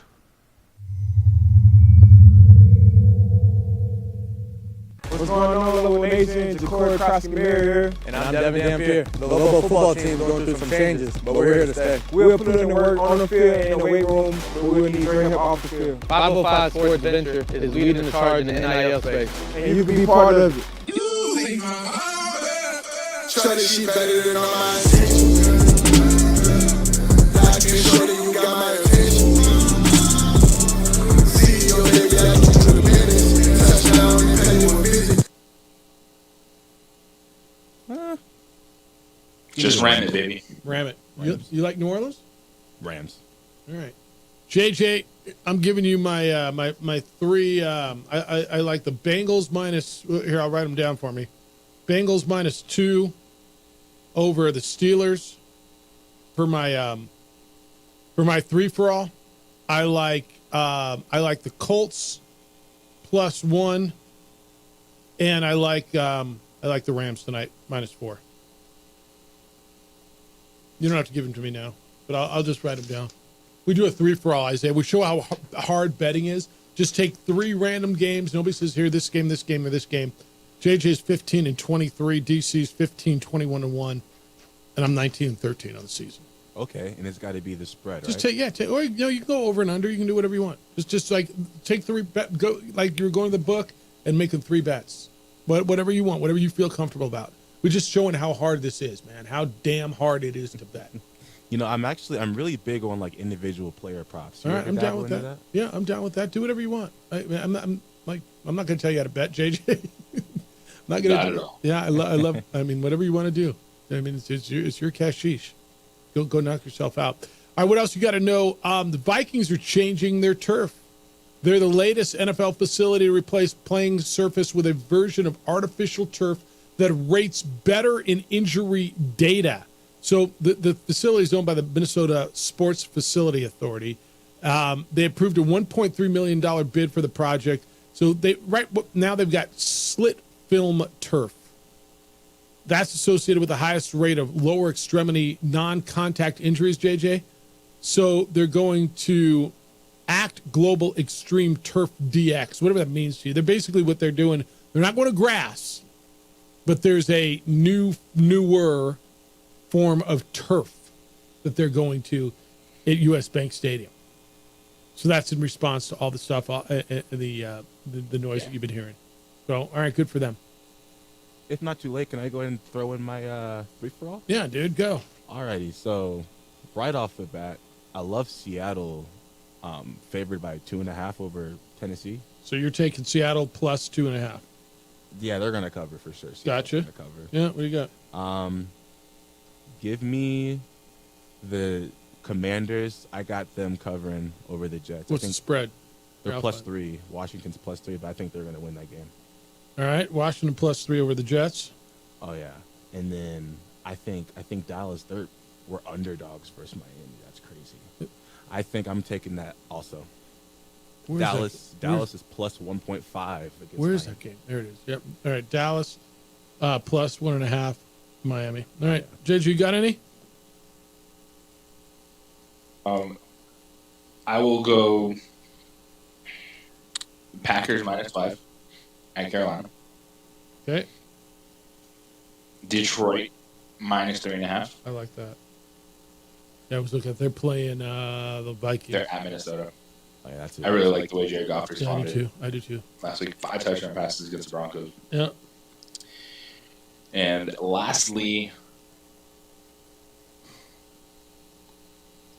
let's go 49ers win by a touchdown over the Ravens. So San Francisco -5.5.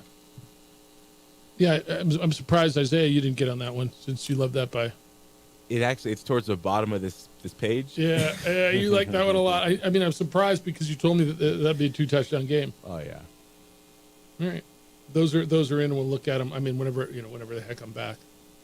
By the way, I may take the rest of the year off. Is that all right? That is okay.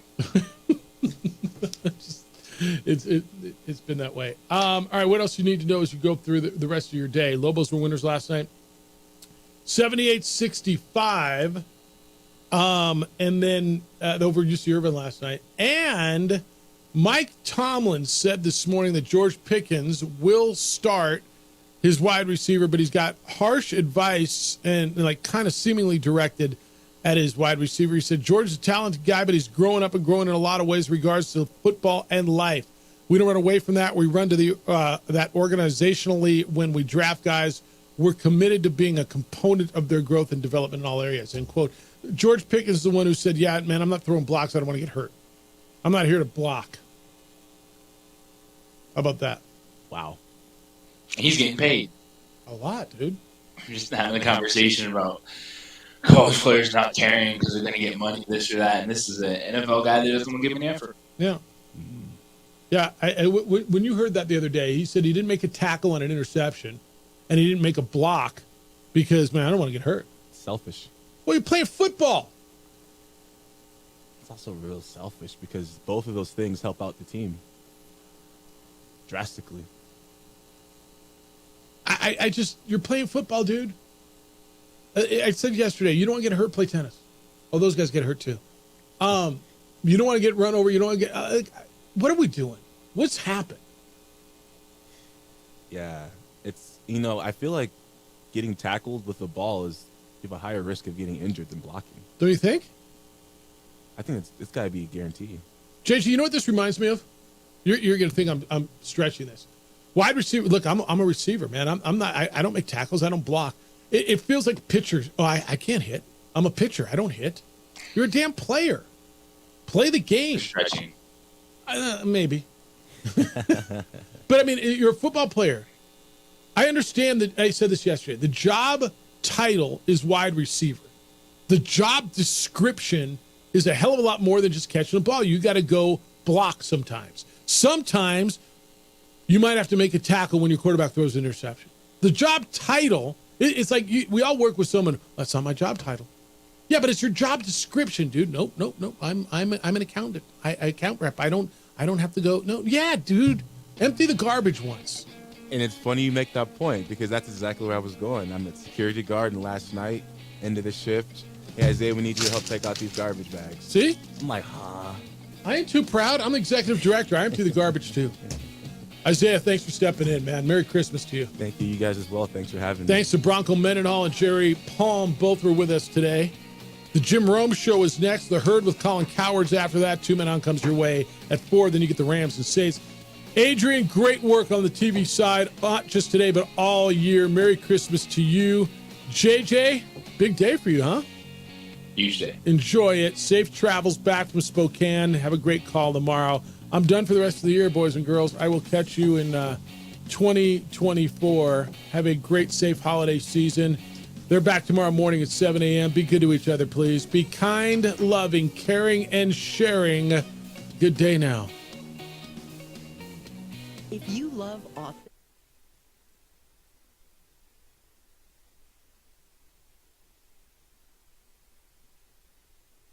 We would like to thank the following sponsors for making this broadcast possible.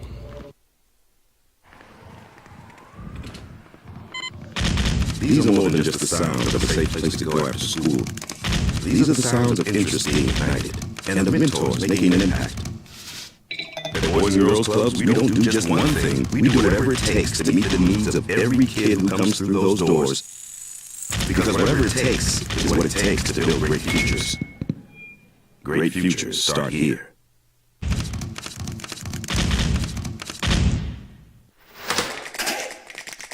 Albuquerque's leader in sports is Pro View. From pros to prep. All your favorite action.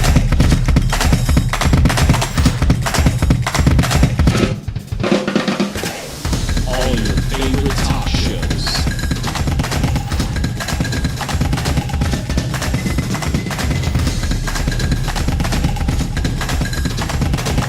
Find it on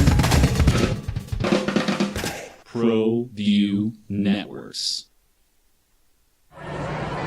Hey, look! It's Dwight Goodman! This place is hot. Let's see if anyone needs my help. How about I drive you that man home, huh? I got this, Dwight. I'm the designated driver. Boom. Sweet. Does anyone need Dwight's help getting home tonight? No thanks, Romeo. I've got a taxi on my way. Drive safe, right?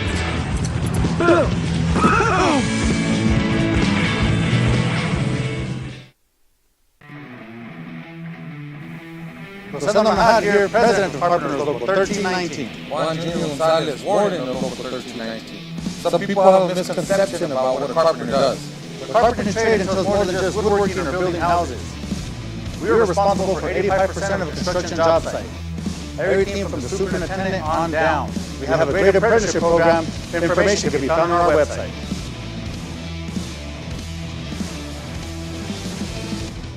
These days, it's important to know people and businesses you can trust. There's a lot of places where you can buy a vehicle. There's only a few local dealerships where you'll find honest people who have your best interests in mind. And Fiesta Kia is one of them. We've been helping our neighbors save money and drive dependable cars for years, and we'd love to help you.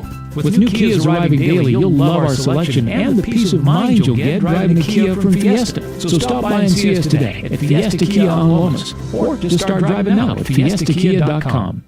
What's going on, Lobo Nation? Ja'Cory Crossing-Bear here. And I'm Devin Dampier. The Lobo football team is going through some changes, but we're here to stay. We'll put in the work on the field and in the weight room, but we will need to bring him off the field. 505 Sports Venture is leading the charge in the NIL space. And you can be part of it. Strategy better than all my intentions. Life is short.